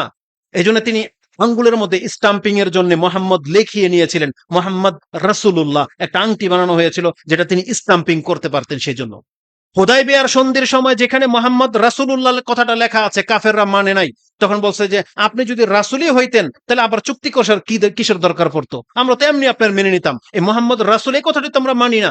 তো রাসূল বলতেছেন কেটে দাও, আলী বলতেছেন এটা আমার হাত দিয়ে হবে না, মানে আমি এটা কাটতে পারবো না। তখন রাসূল বলছে আমাকে দেখাই দাও যে মোহাম্মদ রাসূলুল্লাহ এই কথাটা কোথায় লেখা আছে। তখন বলতেছে ইয়া রাসূলুল্লাহ এই কথাটা হচ্ছে মোহাম্মদ রাসূলুল্লাহ। তখন রাসূল সাল্লাল্লাহু আলাইহি ওয়াসাল্লাম নিজের হাতে অতটুকু কেটে দিলেন। তার মানে যদি রাসূল নিজেও পড়তে পারতেন যে এখানে মোহাম্মদ রাসূলুল্লাহ লেখা আছে, তাহলে আলী রাদিয়াল্লাহু তাআলাকে জিজ্ঞেস করার প্রয়োজন নাই যে ওই কথাটা কোথায় লেখা আছে। বুঝছেন কথা? এই কথাটাকে আল্লাহ সুবহানাহু ওয়া তাআলা কিভাবে নাজিল করেছেন আপনি দেখেন। সূরা আনকাবুত 29 নম্বর সূরা আর 48 নম্বর আয়াত আল্লাহ সুবহানাহু ওয়া তাআলা বলতেছেন, ওমা কুনতা তাতলু মিন ক্বাবলিহি মিন কিতাবিন, হে নবী আপনার অবস্থা তো এমন, এই কিতাব নাজিল হওয়ার আগে আপনার জীবনে কোনোদিন কোন একটা কিতাব আপনি পড়ে দেখেছেন এমনটাও হয়নি। ওমা তাতলু মিন ক্বাবলিহি মিন কিতাবিন আর ওয়ালা তাখুত্তুহু বিয়ামিনিক, আর আপনি আপনার ডান হাত দিয়ে কোনোদিন কোনো কিছু লিখেন নাই। আচ্ছা, আল্লাহ ডান হাতের কথা কেন বলেছেন? কারণ মানুষ কোন হাতে লেখে, এটা হচ্ছে স্বভাবজাত। কিন্তু ব্যতিক্রম দুই একটা জন্মায়, ব্যতিক্রম দুই একটা জন্মায় যে সে বাম হাতে লিখে, এটা তার স্বভাবগত। ওর বাপমা ওকে ছোটবেলা থেকে প্র্যাকটিস করায় নেই, বাম হাতে ধর অভ্যাস হয়ে গেছে। দেখবেন বাচ্চাদের স্বভাব, ওরা যতবার বলবেন ডান হাতে খাও, চট করে ওর বাম হাত বেশি এক্সপার্ট, কারণ এখানে শয়তান কিন্তু কাজ করতেছে। এই জন্য আপনার বাচ্চাকে ডানপন্থী করতে গেলে এটা বাপমার ভূমিকা সবচেয়ে বেশি। যেভাবে আপনি ওর বাম হাতের গ্লাসটা কেড়ে ডান হাতে ধরিয়ে দিচ্ছেন, ঠিক ও বাম পথে যাবে, আপনার কাজ হচ্ছে ওকে ডান পথে নিয়ে আসে। এটা হচ্ছে ফিতরত, এটা একটা সিস্টেম। তো আল্লাহ সুবহানাহু ওয়া তাআলা রাসূলকে বলতেছেন ওয়ালা তাখুত্তুহু বিয়ামিনিক, আপনি তো জীবনে কোনোদিন ডান হাতে কলমই ধরেন নাই, মানে লিখেন নাই কিছু। এটা হচ্ছে রাসূলুল্লাহ সাল্লাল্লাহু আলাইহি সাল্লামের আসল পরিচয়। কেন আল্লাহ এই কথা বলেছেন? কারণ আল্লাহ নিজেই বলতেছেন তাকে কেন নিরক্ষর রাখা হলো। তার জবাবে আল্লাহ বলতেছেন যদি এমনটাও হতো যে মুহাম্মদ পড়তেও পারে এবং লিখতেও পারে, লারতাবাল মুবতিলুন, তাহলে এই বাতিলপন্থীরা, মিথ্যুকরা, তারা ধোঁকা খেয়েই যেত। কিন্তু এখন আর ধোঁকা খাওয়ার চান্স নাই। কেন? কারণ তারা যখন জানবে আরে মোহাম্মদ তো লিখতে পারে না, তাহলে এটা কোরআন সে লিখেছে এই কথা মানা যাবে না। তারা যখন বলতো তারা জনসাধারণ এটা মেনে নেয়নি, কারণ এই কথা এটা আখফা, মানে হচ্ছে এটা হচ্ছে রটনা, এটা কোনোদিন সত্য হতে পারে না। মানে কত সূক্ষ্ম একটা ব্যাপার, যেটা আল্লাহ সুবহানাহু ওয়া তাআলা অদূর ভবিষ্যৎ সব জানে। এজন্য পৃথিবীতে কি ঘটতে পারে কোরআন নাজিল হওয়ার পরে, এটা আল্লাহ তো যেহেতু আগে থেকেই জানে, এজন্য জন্ম থেকেই নিরক্ষর করে বড় করেছেন। সুবহানাল্লাহ। এজন্য আল্লাহর হিকমা খুব ব্যাপক। এটা হয়তো খালি চোখে দেখতে পারবো না, বুঝতে পারবো না, আমাদের জীবনে বহু সিদ্ধান্ত আপনার মনে যে ভুল, আপনি সঠিক পথে নাই, আপনার এত আছে, এত বুঝতে পারবেন যখন আল্লাহ যখন আপনাকে দেখাবে, তোমাকে আমি একটু রেখেছে, তোমাকে একটা থাপ্পড় দিয়ে দিয়েছে, কেন করেছে আমার চোখের সামনে, দেখো তোমার এই পাপটা হয়েছে, আমি আল্লাহ চেয়েছিলাম যে টাকার বিনিময়ে তোমার এই পাপ মাফ হয়ে যাক।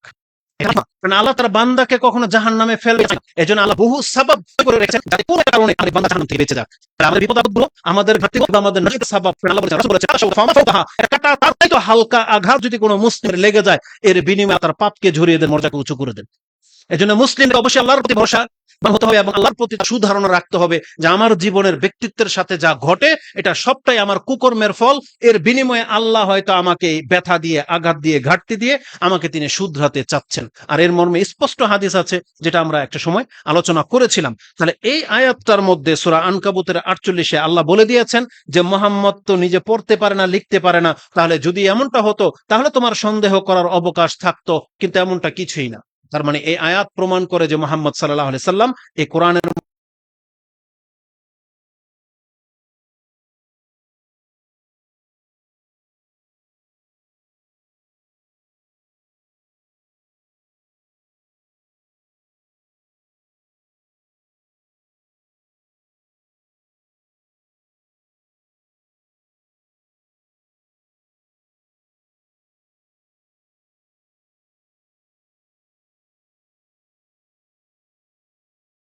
মধ্যে কোনো কিছু লিখেন নাই।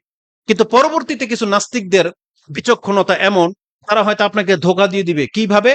যে মুহাম্মদ সাল্লাল্লাহু আলাইহি সাল্লাম যদিও লেখাপড়া জানতেন না, কিন্তু তার বিবেক যেহেতু সবচেয়ে শার্প ছিল, সে যেহেতু উন্নত চিন্তার মানুষ ছিলেন এবং সবচেয়ে বিচক্ষণ ছিলেন, হতে পারে তিনি মেধা খাটিয়ে, যেহেতু আরবি ভাষী, তিনি মেধা খাটিয়ে বাক্যগুলো তিনি আবিষ্কার করেছেন যেটা তার জন্য সহজ। এটার জবাবটা আল্লাহ সুবহানাহু ওয়া তাআলা এত কঠিন ভাবে দিয়েছেন, আপনি কোরআনের অন্য কোনো ব্যাপারে এত কঠিন ধমক আর পাবেন না। সেটা কি? যারা হাফেজে কোরআন তারা তো ভালো করেই জানবে যে সূরা আল হাক্কার মধ্যে আল্লাহ সুবহানাহু ওয়া তাআলা বলে দিয়েছেন, সুবহানাল্লাহ, মানে বললাম এই ধমক আল্লাহ অন্য কোনো ব্যাপারে দেয়নি। সেটা কি? আল্লাহ বলেছেন তানজিলুম মির রাব্বিল আলামিন, এই কিতাব তো নাজিল হয়েছে বিশ্ব জগতের পালনকর্তার পক্ষ থেকে। ওয়ালাউ তাকাওয়ালা বাদাল আকাওয়িল লা আখাযনা মিনহু বিল ইয়ামিন, মুহাম্মদ যদি নিজের কোনো কথাকে, একটা বাক্যকে, হারফকে আমার নাম দিয়ে চালিয়ে দিত, তাহলে আমি আল্লাহ তাকে ধরতাম আমার ডান হাত দিয়ে। কার ডান হাত? আল্লাহর ডান হাত। বলছে, আল্লাহ বলছে আমি আমার ডান পাশ দিয়ে মুহাম্মদকে ধরতাম। আল্লাহ এত শক্ত ধমক কেন দিয়েছে? কারণ মানুষ সাধারণত ডান হাত দিয়ে তখন ধরে যখন সে ছুটতে না পারবে, রাগ যখন বেশি হয়, তখন ডান হাত দিয়ে এমন শক্ত করে চেপে ধরে যাতে ও পালাইতে না পারে। এজন্য আল্লাহ সুবহানাহু ওয়া তাআলা যদিও তার দুই হাত শক্ত, দুই হাত প্রসারিত, দুই হাত একই মানের, যেহেতু আদম আলাইহিস সালাম এই কথাটা বলেছিল, আদম আলাইহিস সালামকে আল্লাহ সুবহানাহু ওয়া তাআলা তার দুই হাতকে পেশ করেছেন যে তুমি বেছে নাও কোন হাতটা নেবা। তখন আদম আলাইহিস সালাম এই কথাই বলেছিল, আমার রবের দুই হাতই শ্রেষ্ঠ, বরকতময়, তারপর আমি ডান হাতটাকেই পছন্দ করলাম। বোঝেন কথা? তার মানে আল্লাহ সুবহানাহু ওয়া তাআলার ডান বাম আছে, কিন্তু সেটা কেমন সেটা আমরা জানি না। ওই আবার ওই বেদাতীদের মতো, আবরার নাকি ওই একটা আছে বেদাতি, এদের মতো হয়েন না। ওই যে একটু আগেই বলেছি, আক্ষরিক জ্ঞান থাকা আর হেদায়েত, এটা দুই জিনিস। কোরআনের আয়াত পড়তেছে, আসলে আমি তো, আমার এটা সাজে না, কারণ এটা আমার যোগ্য না, এটার জবাবটা বড়রা দেবে, কারণ আমি কাওয়াইদ এতটা ভালো বুঝি না। কিন্তু একটা বিবেকবান কোনোদিন ধোকা খাবে না। কোরআনের আয়াতটা কি আছে? আল্লাহ বলেছেন লাইসা কামিসলিহি শাইউন ওয়া হুয়াস সামিউল বাসির। আচ্ছা বলেন তো, আমি সেন্টেন্সটা কি বলেছি? আমার এই মোবাইলটার মতন কারো মোবাইল নেই। আমি বলছি আমার এই ঘড়িটার মতো এখানে কারো ঘড়ি নাই। মানে কি প্রমাণ হইল? আমার ঘড়ি নাই নাকি ঘড়ি আছে? কি প্রমাণ হইল? তার মানে আমার একটা ঘড়ি আছে। আমি কি বলেছি? আমার ঘড়ি নাই। তার মানে কি? আমার ঘড়ি নাই, এটা একটা শব্দ। আর আমি আমার ঘড়ির মতো কারো ঘড়ি নেই। পার্থক্যটা বুঝছেন? আল্লাহ বলেছেন লাইসা কামিসলিহি শাই, আমার মতো আমি কোনো কিছুকে সৃষ্টি করি নাই। তার মানে আল্লাহ কি বলেছে কথা? যে লাইসা লি শাইউন, আমার তো কিছুই নাই, এটা আল্লাহ বলেছে। যদি আমি আরবি ভাষা তো পণ্ডিত না, কিন্তু দেখেন তো যারা মাদ্রাসায় পড়েন তারা সেন্টেন্সটা তো বোঝেন। এটাই তো হবে না আরবি ভাষায়, যে আমার কিছুই নাই মানে কি? লাইসা লি শাইউন, আমার তো কিছুই নাই। কিন্তু আল্লাহ কি কথা বলেছে? আল্লাহ বলছেন লাইসা কামিসলিহি শাই, তার মানে আমার তো কিছু আছে, কিন্তু আমার মতো আমি কোনো কিছু সৃষ্টি করি নাই। তার মানে আমার হাত আছে, কিন্তু আমার হাতের মতো হাত বানাই নাই। আমার ওজন, চেহারা আছে, চেহারার মতো আমি কাউকে চেহারা দেই নাই। আমার গেটআপ আছে, যেমনটা আল্লাহর জন্য শান মান কুলাবে তেমনটা আল্লাহর আছে, কিন্তু আমরা জানি না। কিন্তু এই নির্বোধ বলতেছে যে আল্লাহর কিছুই নাই। বুঝেন? এদের বড় ইমাম যার উপরে মাযহাব তৈরি হয়েছে সেই ইমাম নাকি স্বপ্নে দেখেছে শতবার, আর এরা বলতেছে আল্লাহর কিছুই নেই। তাহলে এদের ইমাম দেখলো কি আর এরা বলে কি? বুঝেন কথা? তাহলে এদের ইমামকে কবর থেকে তুলে এনে আগে জিজ্ঞেস করতে হবে যে সে কি দেখেছে, আল্লাহর আকার আছে কিনা নাই। তাহলে আকার নিরাকার এই সেন্টেন্স গুলো হয়তো আমরা বলবো না, কিন্তু আল্লাহ সুবহানাহু ওয়া তাআলা তিনি তার সিফাত সম্পর্কে যা যা বাক্য বলেছেন, আহলে সুন্নাহ ওয়াল জামাতের আকীদা হলো ওই শব্দগুলোর হুবহু তরজমা করতে হবে, আপনি কোনো তাওরিয়া করতে পারবেন না। তাহলে আল্লাহ সুবহানাহু ওয়া তাআলার কাছে আমরা প্রত্যাশা রাখি আল্লাহ যেন আমাদেরকে ওই হিদায়াতের পথে রাখেন যেই পথে আমাদের সালাফরা অতীত হয়ে গেছে। আল্লাহ যেন আমাদেরকে হেফাজত করেন। তো কথা হচ্ছে যে সময় একেবারে সংকীর্ণ, মাত্র 5 মিনিট বলা হয়েছে। তো আমি যেটা বোঝাতে চেয়েছি, আল্লাহ সুবহানাহু ওয়া তাআলার যা যেমন থাকার তেমনই আছে, কিন্তু আমরা সেটা জানি না কেমন। কিন্তু এদের মতো এরকম মিথ্যুক হয়েন না যে সে বলতেছে যে লাইসা কামিসলিহি শাই, আয়াত পড়তেছে এমন আয়াত যে আয়াতে প্রমাণই হচ্ছে আল্লাহর কিছু আছে, আর এই বলতেছে যে আল্লাহর মানে কিছুই নেই। এটা ঠিক ওই আয়াতের মতো, এরা সূরা নিসার 59 নাম্বার আয়াতে বলতেছে মাযহাব মানা ফরজ, দলিল কি? বলা হচ্ছে যে ওয়া আতিউল্লাহ ওয়া আতিউর রাসূল ওয়া উলিল আমরি মিনকুম। এই যে দেখেন মাযহাবের দলিল, আল্লাহ বলছে তোমাদের ইমামদেরকে মানো, কিন্তু তারপরেই কিন্তু মাযহাবকে কেটে দিয়েছেন আল্লাহ, সেদিকে আর যায় না। ফাইন তানাযাতুম ফি শাইইন ফারুদ্দুহু ইলাল্লাহি ওয়া রাসূলি, নাকি ফারুদ্দুহু ইলাল ইমামিকুম, এটা বলা হচ্ছে আল্লাহ সুবহানাহু ওয়া তাআলা। তো মাযহাব কেনে কেটে দেওয়া হয়েছে, এরপর আর যায় না তারা। তো আমাদের কথা হলো, দুঃখ লাগে কি জানেন, এরা এত বড় বড় পণ্ডিত, মাদ্রাসায় পড়েছে, আরবিতে দক্ষণ, ওই যে কাওয়াইদের মধ্যে তারা আমাদেরকে একবারে হেয় করে দিবে, কিন্তু যখন আমাদের সালাফদের ব্যাখ্যা শুনি আর এদের ব্যাখ্যাগুলা মিলাই, তখন আল্লাহর কাছে হাজারবার শুকরিয়া আদায় করি, আলহামদুলিল্লাহ আল্লাহ আমাদেরকে এদের মতো নির্বোধ বানায় নাই। এজন্য আপনাদেরকে কথা বুঝতে হবে, কোরআন সুন্নাহর ব্যাখ্যা সঠিকটা কি সেটা জানতে হবে, আর এটা আপনি সালাফদের কাছ থেকে গ্রহণ করবেন, এটাই প্রত্যাশা করি। তাহলে আপনি যদি মেনে নেন এই কোরআন হচ্ছে আল্লাহর কালাম, তাহলে এখন আমি আপনাকে প্রশ্ন করি, আপনি কেমন মুসলিম একবার বলেন তো? যে কিতাবটিকে আপনি দাবি করতেছেন যেটা আল্লাহর কালাম, এই কিতাবটাকে আপনি কতটা মূল্যায়ন করেন? এটা ছিল আজকের এখান থেকে আমার বক্তব্য শুরু হওয়ার কথা ছিল, কিন্তু টাইম পাস। এখন আমি আপনার কাছে শুধু একটা প্রশ্ন রাখতে চাচ্ছি, আপনি যদি মেনে নিয়ে থাকেন এটা আল্লাহর কালাম, তাহলে আপনাকে বলতে হবে এই কালামের সাথে আপনি কি আচরণ করেছেন। এই কালাম দিয়ে আল্লাহ কি করতে বলেছিল আপনাকে? আল্লাহ সুবহানাহু ওয়া তাআলার যা করতে বলেছিলেন, আমাদের একজন শিক্ষকের একটা কথা চমৎকার লেগেছে, এটা প্রচার করার মতন কথা, খুব ভালো লেগেছে। পুরো কোরআন সম্পর্কে মাত্র 3টা বাক্য তিনি বলেছেন, আমার কাছে অন্তত ভালো লাগছে। তার নাম সম্ভবত জালালউদ্দিন কাসেমি, তার মুখ থেকে শুনেছিলাম, ইন্ডিয়ান একজন শেখ। তিনি বলেছিলেন এই কোরআন মানুষের জন্য নাজিল হয়েছে, আল কোরআনু লিন্নাস ইয়াশফা ইয়ানফা ইয়ারফা। মানে খুব চমৎকার ভাবে কথাটা বলেছেন। কোরআন মানুষের জন্য কি কি করবে? মানুষকে কোরআন মানুষের সুপারিশ করবে, কোরআন মানুষকে ফয়দা দেওয়ার জন্য এসেছে, কোরআন মানুষকে মর্যাদাবান করার জন্য এসেছে। বুঝেন কথা?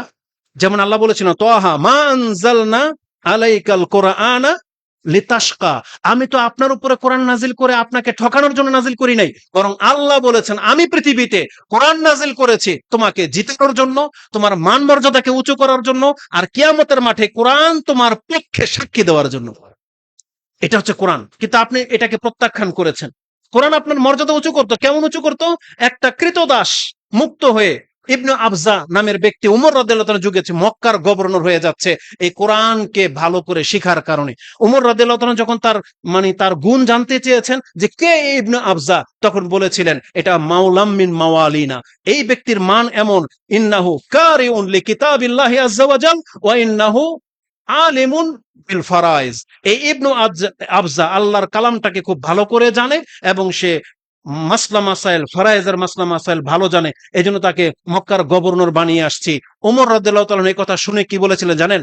তখন তিনি হাদিস বলেছিলেন, আমা ইন্না নবিয়াকুম ক্বাদ ক্বাল ইন্নাল্লাহা ইয়ারফাউ বিহাযাল কিতাবি আকওয়ামান ওয়া ইয়াদাউ বিহি আখারিন।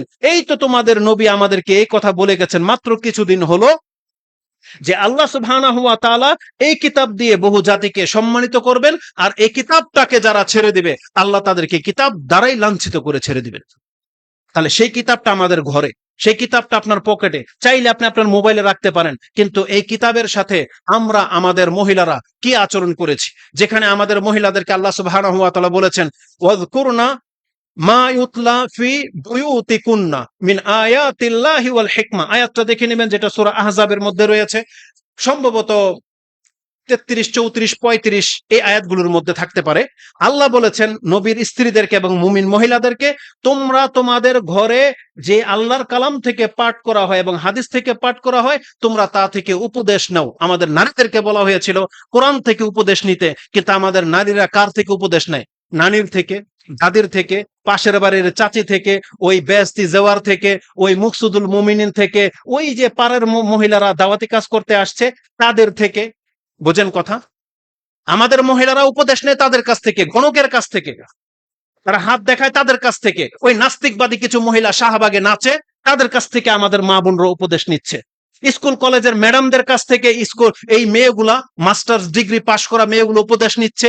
যেই মহিলা এটাই জানে না যে গায়ে হলুদের নামে সবার সামনে তাকে উলঙ্গ করে পানি ঢালা এটা একটা নির্লজ্জ কাজ, এই মাস্টার পাশ করা মহিলা এটা জানে না যে এটা তার দেহের সাথে একটা বাজে আচরণ করা হচ্ছে, তার শিক্ষা তার বিদ্যা বুদ্ধি তাকে সঠিক রাস্তা দেখাইতে পারেনি।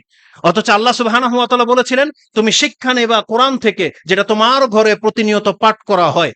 এজন্য পুরুষদের দায়িত্ব হচ্ছে মহিলাদেরকেও এমন মজলিসে নিয়ে আসেন যেখানে কোরআন দিয়ে তাদেরকে উপদেশ দেওয়া হবে। এই মসজিদগুলো আল্লাহ সুবহানাহু ওয়া তাআলার নিয়ামত, যেখানে কোরআন সুন্নাহ দিয়ে খুতবা চলে। যেভাবে আপনারা হেদায়েত পেয়ে যাচ্ছেন সেভাবে আমাদের মহিলাগুলো হেদায়েত পেয়ে যাবে। আর মহিলা যদি হেদায়েত পেয়ে যাবে আপনি একটা হেদায়েত প্রাপ্ত সন্তান প্রাপ্ত হবেন।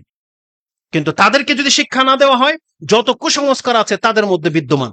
আলা কুল্লি হাল, যেহেতু সময় পাস হয়ে চলে গেছে, আমি তারপর অনেকগুলো কথা বলেছি। সর্বশেষ আমি আপনাদেরকে বলতে চাই, এই কোরআন দিয়ে আপনি কি করবেন? আল্লাহ বলেছেন এই কোরআনকে তুমি পড়ো, পাঠ করো। এটা প্রথম আদেশ ছিল না? আল্লাহর কি আদেশ ছিল না ইকরা? আল্লাহ বলেছেন ওয়াতলু, তুমি তেলাওয়াত করো। আল্লাহ বলেছেন ফাসমাউ, তুমি কান দিয়ে শোনো।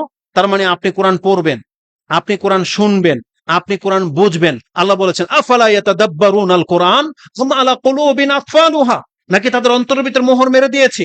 আল্লাহ সুবহানাহু ওয়া তাআলা চাচ্ছিলেন এটা যে আমরা কোরআন বুঝে পড়ি। রাসূল কি বলেছেন? যেই ব্যক্তি 3 দিনের বেশি কোরআন শেষ করে ফেলে 3 দিনে, সে কিছুই বুঝলো না। মা ইয়াফকাহু মান কারা আল কোরআন ফি সালাসিন, যেই ব্যক্তি 3 দিনে কোরআন শেষ করে ফেলে সে কিছুই বুঝলো না। তার মানে রাসূল এটা পছন্দ করেন যে আপনি হাফেজে কোরআন হয়েছেন তাই মানে 1 দিন 2 দিন 3 দিনে কোরআন পড়ে শেষ করে ফেলবেন, এটা রাসূলও পছন্দ করতেন না। তার মানে রাসূলও চেয়েছিলেন সাল্লাল্লাহু আলাইহি ওয়াসাল্লাম যেন আমরা কোরআন প্রতিনিয়ত পাঠ করি এবং আমরা বুঝি। এই কোরআনের উপরে আমলের যেহেতু বক্তব্য, 1 মিনিটের মধ্যে আপনার সবগুলো আমল বলে দিই। প্রথম আপনার আমল ছিল কোরআনের প্রতি আপনি ঈমান আনবেন। বলেন কি আনবেন? ঈমান আনবেন। কি ঈমান? পুথির কিতাব কি? কোরআনটা কি? আসমান এবং জমিনের মাঝে একমাত্র শ্রেষ্ঠ কিতাব, সেটা কি? আল কোরআন। আর এটা হচ্ছে নাজাতের সাবাব। কেমন নাজাতের সাবাব? একটা হাদিস, সর্বশেষ হাদিস এটা। রাসূলুল্লাহ সাল্লাল্লাহু আলাইহি ওয়াসাল্লাম বলেছেন, হে মানুষ তোমরা কি সাক্ষ্য দাও না যে আল্লাহ ছাড়া সত্য কোনো ইলাহ নাই? আতাশহাদুনা আল্লা ইলাহা ইল্লাল্লাহ ওয়া আন্নী রাসূলুল্লাহ, আমি রাসূল, এটা তোমরা সাক্ষী দিচ্ছ না? বলতেছেন নাম ইয়া রাসূল। কিসের ভিত্তিতে? আমি মুহাম্মদ এখানে এসে দাঁড়িয়ে বলতেছি আমি আল্লাহর রাসূল, আল্লাহ একজন আছেন, কিসের ভিত্তিতে? রাসূলুল্লাহ সাল্লাল্লাহু আলাইহি ওয়াসাল্লাম কোরআনটাকে দেখিয়ে দিয়ে বলতেছেন ইন্না হাযাল কোরআনু সাবাবুন, এই কোরআনটাই হচ্ছে এই সেই মাধ্যম যে মাধ্যমের কারণে তোমরা এটা জেনে গেছো যে 7 আকাশের উপরে একজন আল্লাহ আছেন। এটা জেনে গেছো কিসের কারণে? এই কোরআনের কারণে। তখন তিনি বলেছিলেন তারাফাহু বিয়াদিল্লাহি ওয়া তারাফাহু বিআইদিকুম, হে পৃথিবীর মানুষ শুনে রাখো তোমরা একবারে রসাতলে আছো, রসাতলে ডুবে যাচ্ছ। আল্লাহ দয়া করে উপর থেকে একটা রশি ঝুলালেন, এই যে হাবলুল্লাহ, আল্লাহর রশি, সেটা কি? কোরআন। রাসূল সাল্লাল্লাহু আলাইহি সাল্লাম বলেছেন তারাফাহু বিয়াদিল্লাহি ওয়া তারাফাহু বিআইদিকুম ফাতামাসসাকু বিহি, তোমরা এই কোরআনটাকে শক্ত করে ধরে নাও। ফাইন্নাহু লান তাদিল্লু ওয়া লান তাহলিকু বাদাহু আবাদা, যেই ব্যক্তি কোরআনটাকে শক্ত করে ধরে নিয়েছো, কোরআন ধরে নেওয়ার পরে তুমি আর কোনোদিন গুমরা হবে না, আর তুমি আর কোনোদিন কোনো ক্ষতিগ্রস্তের মধ্যে পড়বে না। তার মানে কোরআনই একমাত্র মাধ্যম যেটা আপনাকে টেনে আল্লাহ উপর দিকে নিয়ে যাওয়ার ব্যবস্থা করেছেন। এই জন্য যারা কোরআন ছেড়ে দিয়েছেন নিজের জীবন থেকে, রাষ্ট্র থেকে, ব্যক্তিত্ব থেকে, পরিবার থেকে, আপনি আল্লাহ পর্যন্ত পৌঁছার কোনো রাস্তা আপনার নাই। কারণ আল্লাহর পর্যন্ত পৌঁছার রাস্তা এটাই ছিল যে আপনি আল্লাহর রজ্জুকে শক্ত করে ধরে নেবেন। আল্লাহ বলেন ওয়াতাসিমু বিহাবলিল্লাহি জামিআ, এই আল্লাহর হাবল কি? বলেন কোরআন, নাকি আল্লাহ বলেছে রাষ্ট্র গদি? আল্লাহর হাবল হচ্ছে কোরআন। বলছে কোরআন যারা ধরেছে তুমি তাদের দলে আসো, তোমাকে বলা হয়নি তুমি আলাদা একটা দল তৈরি করো। বরং কোরআন এবং সুন্নাহ হচ্ছে আমাদেরকে ধরতে বলা হয়েছে, আর যারা ধরে নেবে তারা নাজাত পেয়ে যাবে। আর বলা হয়েছিল যে কোরআন আপনাকে উপকার করবে, তাই না? কোরআন আপনার কি উপকার করে? আপনার অন্তরের যত খারাপি আছে, যত রোগ আছে দূর করে দিবে কিসে? এই কোরআন। কারণ আল্লাহ বলেছেন সূরা ইউনূস 10 নম্বর সূরা 17 নম্বর আয়াত, আল্লাহ বলেছেন ইয়া আইয়ুহান নাস কাদ জাআতকুম মাউইযাতুম মির রাব্বিকুম ওয়া শিফাউন লিমা ফিস সুদূর। এটা উপদেশ এবং এটা তোমার অন্তরকে পবিত্র করবে। কোরআন অন্তরের রোগ কি এটাও জানতে হবে আপনাকে। অন্তর রোগ হচ্ছে কুফরি, অন্তরের রোগ হচ্ছে মুনাফিকি, অন্তর রোগ হচ্ছে মুশরিক, অন্তরের রোগ হচ্ছে নাস্তিক হয়ে যাওয়া, অন্তরের রোগ হচ্ছে লোভ, লালসা, অন্তর রোগ হচ্ছে ঘৃণা, বিদ্বেষ, শত্রুতা। এগুলো সব অন্তরে জন্মায়। আর আল্লাহ বলেছেন এগুলো থেকে যদি তুমি বাঁচতে চাও তাহলে এলো মহা ঔষধ এই কোরআন। তুমি প্রতিনিয়ত কোরআন পড়বে। কোরআন পড়লে তোমার হিংসা দূর হয়ে যাবে বাধ্য। কোরআন পড়লে তুমি সঠিক রাস্তায় আসতে পারবে, নমনীয় হবে অন্তর। কারণ আল্লাহ বলেছেন না, ওয়াইযা তুলিয়াত আলাইহিম আয়াতুহু যাদাতহুম ঈমানান ওয়া আলা রাব্বিহিম ইয়াতাওয়াক্কালুন। তাহলে যেই ব্যক্তির কাছে কোরআন পাঠ করা হবে আর তার অন্তর গলবে না, এটা হইতে পারে না। কারণ অন্তরটা আল্লাহর সৃষ্টি, আর আল্লাহ ঔষধ সৃষ্টি করে দিয়েছেন, সেটা হচ্ছে কোরআন। এজন্য আমাদের মহিলাদেরকেও বলবো প্রতিনিয়ত কোরআন পড়ার চেষ্টা করেন, কোরআন শোনার চেষ্টা করেন, কোরআনের উপরে আমল করার চেষ্টা করেন। আপনি কোরআন পড়বেন, কোরআন শুনবেন, কোরআন মুখস্থ করবেন, কোরআন বুঝবেন, কোরআন দিয়ে মানুষকে দাওয়াত দিবেন এবং কোরআন থেকে আপনি উপদেশ নেবেন। আজকে পুরা পৃথিবীর মুসলিমরা কোরআন থেকে উপদেশ নেয় না, কোরআন থেকে তারা উপদেশ নেয় না, নিজের স্বেচ্ছাচারিতাটাকে প্রাধান্য দিচ্ছেন। এটা আপনি করতে পারেন না, আপনাকে কোরআন থেকে হেদায়েত নিতে হবে। সর্বশেষ দাওয়াতের ক্ষেত্রে একটা আয়াত, যেটা আল্লাহ সুবহানাহু ওয়া তাআলা সূরা ফুরকান 25 নম্বর সূরার 52 নম্বর আয়াতে বলেছেন। আল্লাহ বলেছেন ফালা তুতিল কাফিরিনা ওয়াজাহিদুহুম বিহি জিহাদান কাবীরা, ওয়াজাহিদুহুম বিহি জিহাদান কাবীরা। আল্লাহ বলেছেন খবরদার কোন কাফেরদের অনুসরণ করবেন না, বরং আপনি কোরআন দিয়ে জিহাদ করেন। এটাই হচ্ছে সবচেয়ে বড় জিহাদ। তার মানে আজকে বাতিলের বিরুদ্ধে, মুশরিকের বিরুদ্ধে, বেদাতীদের বিরুদ্ধে, ওই কাফের সমস্ত নিয়ম নীতির বিরুদ্ধে আমাদের দাওয়াত হলো কোরআনের দাওয়াত। আমাদের দাওয়াত হচ্ছে কোরআন এবং সুন্নাহকে আঁকড়ে ধরার দাওয়াত। এবারে আপনি এটা ধরেন এবং পশ্চিমাদের অনুকরণ আপনি করবেন না। এটা ছিল আজকের এই স্টেজ থেকে এটা আমাদের বার্তা। যদিও এখানে লম্বা চূড়া কথা রয়েছে, আমরা সেদিকে গেলাম না। তবে আমি আবারও আপনাদের কাছে এটা বলি, এই প্রতিষ্ঠানগুলোতে বা যারা নিজের বাচ্চাকে কোরআনের ছাত্র বানিয়েছেন, কোরআনের উপরে জীবন গড়ার জন্য স্বপ্ন দেখতেছেন, আপনি জেনে না আপনি ঠকেন নাই। আপনার বাচ্চা হয়তো ওই মান মর্যাদা আমরা দিতে পারি না, খাদ্যের মান হয়তো অতটা ভালো না, আপনার বাচ্চা দুনিয়ার হয়তো এগুলো তেমন হয়তো নাও পেতে পারে, কিন্তু আপনি এমন একটা সিদ্ধান্ত নিয়েছেন যে সিদ্ধান্তের কারণে আপনি এবং আপনার পরিবার, আপনার সন্তান কাল কিয়ামতের মাঠে সম্মানিত হবে ইনশাআল্লাহ। এজন্য আল্লাহ আমাদেরকে এবং আমাদের মুসলিম ভাইদেরকে আল্লাহ যেন কবুল করেন, আমরা এই দোয়া করি। আল্লাহ যেন এই প্রতিষ্ঠানকে কবুল করে, আমরা সেই দোয়া করি।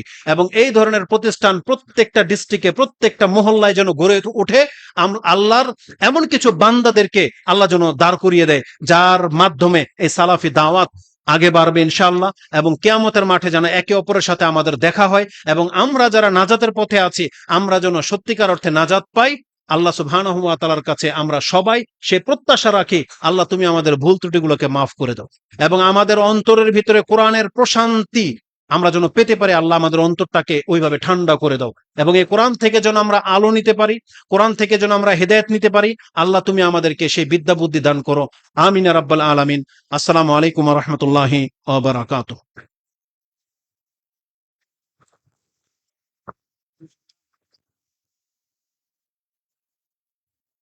MashaAllah, Hayakallah. Now Umar Farooq Jaber is a student of class 7 at Chatpur Islamic Cultural Academy will come forward with his speech. The topic of his speech, the causes of his degradation. We respectfully invite him to deliver his speech.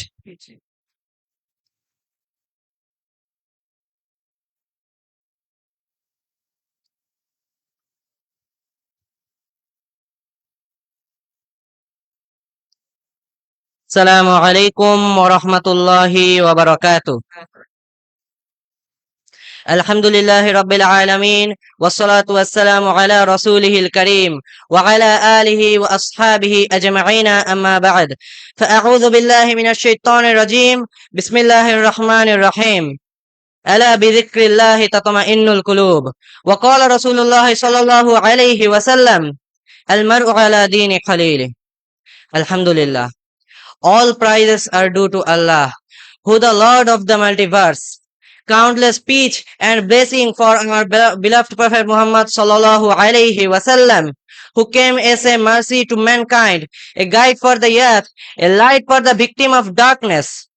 Honorable sheikhs, respected elders, dear brothers and sisters, it is indeed a great honor and blessing from Allah subhanahu wa ta'ala to be gathered here today at this Islamic event, Hudal lil Muttaqin Conference 2025, beautifully arranged by Chatpur Mus'ab bin Umair radiallahu anhu Madrasa and Masjid Complex. Today, I am going to speak on a very important and timely topic, the causes of earth degradation. This issue is not only a moral concern but also a national crisis that affect the future of this ummah. Dear presents, yet are the foundation of every nation. They are the leaders of future. They are the protector of faith. If the earth become corrupt, the nation loses its moral compass. And if the earth are guided, the nation rises with dignity and purity. But unfortunately, in today's world, we are witnessing a moral collapse among many people. They loses their Islamic identity, they waste their time, and they create far between him and Allah. Let us look at some major causes behind this decline. Number one, turning away from Allah and the Holy Quran. The first and most dangerous cause of earth degradation is forgetting Allah and His Rasul sallallahu alaihi wasallam. When the heart becomes empty of faith, it becomes filled with restlessness. Allah Ta'ala says in the Holy Quran, وَمَنْ أَعْرَضَ عَنْ ذِكْرِي, and whoever turns away from my remembrance, فَإِنَّ لَهُ مَعِيشَةً ضَنْكًا, indeed he will have a disparate life. Surah Taha, ayat nong is 124. Only the remembrance of Allah gives peace to the heart. Allah Ta'ala says again, أَلَا بِذِكْرِ اللَّهِ, in the remembrance of Allah, تَطْمَئِنُّ الْقُلُوبِ, do hearts find rest. Surah Taha, Surah Ar-Ra'd, ayat nong is 28. Number two, neglecting knowledge and purpose. Many young people have no clear goal in life. They don't know why they exist. But Islam gives us a clear rule and mission. Allah Ta'ala says in the Holy Quran, وَمَا خَلَقْتَنَا, I did not create al-jinna wal-insa, jinn and mankind, illa liya'budun, except to worship me. Surah Zariyat, ayat nong is 56. Number three, bad companionship and peer pressure. The most dangerous cause of earth degradation is bad friends and wrong company. Many young people are destroyed, not because they're bad, because their friends lead them astray to drugs, immorality and sin. Our beloved Prophet Muhammad sallallahu alaihi wasallam said, Al-mar'u, a person, ala dini khalili, follows the religion of his friend. Dear presents, a good friend pull you toward a good deeds, and a bad friend pull you toward a bad deeds. So choose your friend wisely. The conclusion of this lecture is the decline of the earth is the decline of this ummah. And if there are reform, the world is reformed. May Allah guide him, may Allah protect him from corruption, and may Allah make them pride of this ummah. Ameen. حياكم الله وإياكم تقبل الله منا ومنكم صالح العمل وجعل الله مأوانا ومأواكم في الجنة مع السلامة السلام عليكم ورحمة الله وبركاته. আপনাদের সামনে এখন যে বক্তৃতা দিয়েছে ও ঢাকার কোনো English medium school থেকে আসে নাই, কি বুঝতে পারছেন? চাঁদপুর ইসলামিক কালচারাল একাডেমি শিক্ষার্থী, বলুন আলহামদুলিল্লাহ। তো এইভাবে সম্মানিত শিক্ষকগণ, অভিজ্ঞ শিক্ষকগণ ছাত্রদেরকে আরবি জেনারেল বিষয়, এই যে ইংরেজি, গণিত, বিজ্ঞান সহ একেবারে তাওহীদের জ্ঞানে পরিপূর্ণ করে সহিহ সুন্নাহর অনুসারী একজন ভালো মুসলিম বানানোর জন্য কাজ করতেছে। তো আমরা সবাই এই ধরনের প্রতিষ্ঠানে ছাত্র ভর্তির ব্যাপারে সহযোগিতা করা দরকার কিনা? তো আপনাদের কাছে অনুরোধ থাকবে, এই যে ভর্তির প্রক্রিয়া শুরু হয়েছে, প্রত্যেকে স্ব অবস্থান থেকে প্রচেষ্টা চালাবেন ইনশাআল্লাহ। মাশাআল্লাহ, জাযাকাল্লাহ। এই পর্যায়ে একেবারে সংক্ষিপ্তভাবে বক্তব্য প্রদান করবেন চাঁদপুর ইসলামিক কালচারাল একাডেমির ৩য় শ্রেণীর শিক্ষার্থী আব্দুর রহমান বিন আসাদ। তার আজকের বক্তৃতার বিষয় হচ্ছে চারিত্রিক অবক্ষয়ে স্মার্টফোনের ভূমিকা। তুমি শেষ করো। শেষ করো না, তুমি শেষ করো তাড়াতাড়ি। السلام عليكم ورحمة الله وبركاته. إن الحمد لله وحده والصلاة والسلام على رسوله من لا نبي بعد أما بعد فأعوذ بالله من الشيطان الرجيم. بسم الله الرحمن الرحيم. إن السمع والبصر والفؤاد كل أولئك كان عنه مسؤولا. شتم مصعب بن عمر رضي الله عنه মসজিদ ও মাদ্রাসা কর্তৃক আয়োজিত চতুর্থ বার্ষিক হুদাল্লিল মুত্তাকিন কনফারেন্স 2025 এর আজকের সভার সম্মানিত সভাপতি, প্রধান অতিথি, ওলামায়ে কেরামগণ, আমার সামনে উপস্থিত দেশের বিভিন্ন প্রান্ত থেকে আগত শ্রোতা মণ্ডলী, আমি আব্দুর রহমান বিন আসাদ, চাঁদপুর ইসলামিক কালচার একাডেমির তৃতীয় শ্রেণীর একজন শিক্ষার্থী। চাঁদপুর ইসলামিক কালচার একাডেমির পক্ষ থেকে আপনাদের সবাইকে জানাই আন্তরিক শুভেচ্ছা, মোবারকবাদ ও অভিনন্দন। আহলান সাহলান ওয়া মারহাবান বিকুম। সম্মানিত উপস্থিতি, আজ যখন বাংলাদেশ সহ গোটা বিশ্ব অশ্লীলতা, বেহায়াপনা ও পাপাচারের অথৈ সাগরে হাবুডুবু খাচ্ছে, যখন স্বামী তার স্ত্রীর চরিত্র নিয়ে চিন্তিত, স্ত্রী তার স্বামীর চরিত্র নিয়ে উদ্বিগ্ন, যখন পর্নোগ্রাফিতে ডুবে থাকাই হচ্ছে যুবকদের নিত্য দিনের কাজ, ঠিক এমন পরিস্থিতিতে চারিত্রিক অবক্ষয় স্মার্টফোনের ভূমিকা সম্পর্কে আলোচনা করা সত্যি সময়ের দাবিদার। সম্মানিত উপস্থিতি, চারিত্রিক অবক্ষয় স্মার্টফোনের ভূমিকা সম্পর্কে পবিত্র কুরআনে উল্লেখিত কতিপয় আয়াত এবং রাসূলুল্লাহ সাল্লাল্লাহু আলাইহি ওয়াসাল্লামের হাদিসের মাধ্যমে সুন্দরভাবে ফুটিয়ে তোলার চেষ্টা করবে ইনশাআল্লাহ। আমা তাওফীক ইল্লা বিল্লাহ, আলাইহি তাওয়াক্কালতু ওয়া ইলাইহি উনীব। সময়ের অপচয় খেলতাম সেই স্মার্টফোন। আল্লাহ সুবহানাহু ওয়া তাআলা সূরা মুমিনুন এর 3 নং আয়াতে বলেন, আল্লাযীনা হুম আনিল লাহwi মুরিদুন। আজকের দিনে স্মার্টফোনে ঘন্টার পর ঘন্টা গেমস, ইউটিউব বা অপ্রয়োজনীয় কন্টেন্টে লিপ্ত থাকা এই আয়াতের এই নামান্তর। দৃষ্টির অবমাননা স্মার্টফোন। আল্লাহ সুবহানাহু ওয়া তাআলা সূরা আন-নূর এর 30 নং আয়াতে বলেন, ওয়ালিল মুমিনিনা ইয়াগুদ্দু মিন আবসারিহিম ওয়া ইয়াহফাযু ফুরুজাহুম। পর্নোগ্রাফি দেখা, হারাম চ্যাটিং এ আসক্ত হওয়া এই নির্দেশনা লঙ্ঘন এবং চরিত্রের ধ্বংস ডেকে আনে। দৃষ্টি হলো বিচারের প্রথম ধাপ। সহিহ মুসলিম 2657।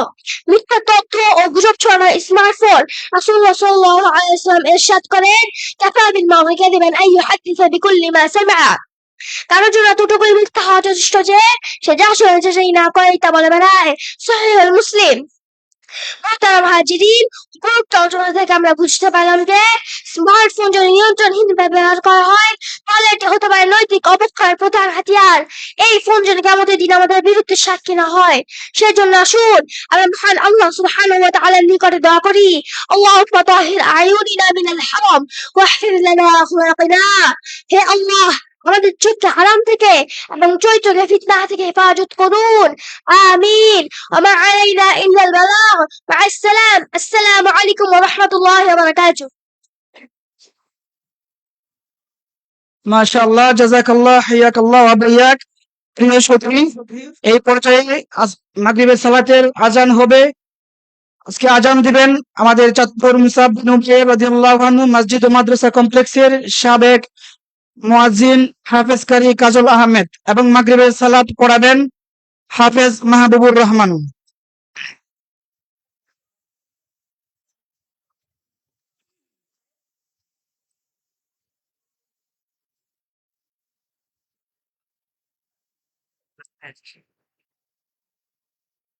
আল্লাহু আকবার,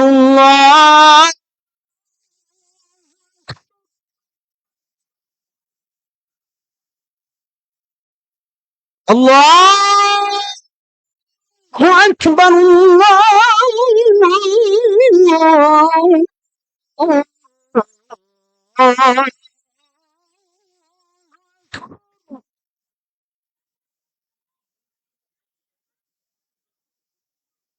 أشهد أن لا إله إلا الله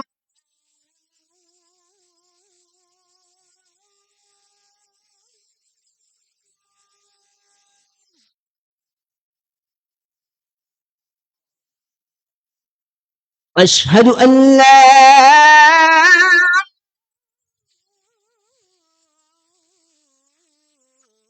إله إلا الله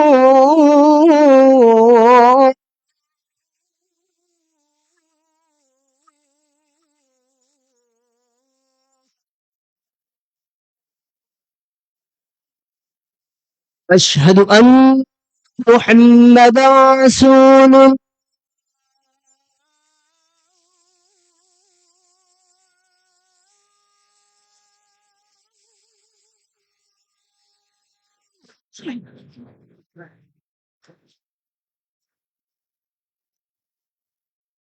أشهد أن محمدا رسول الله.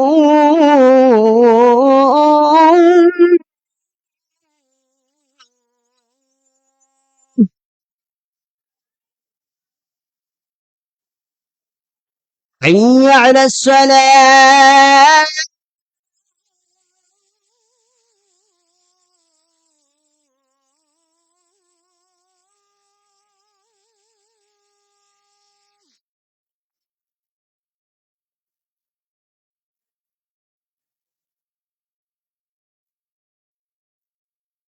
حي على الصلاة.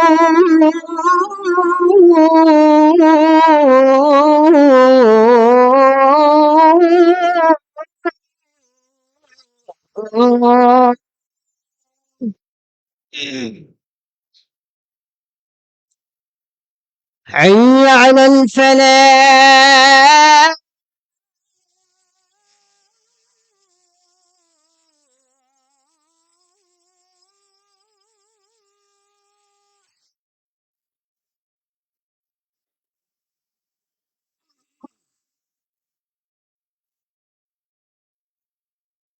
حي على الفلاح.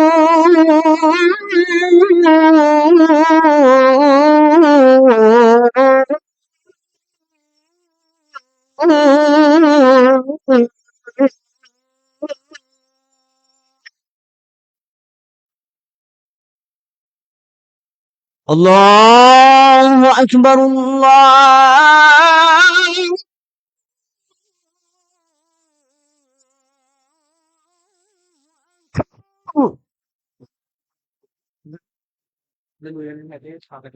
لا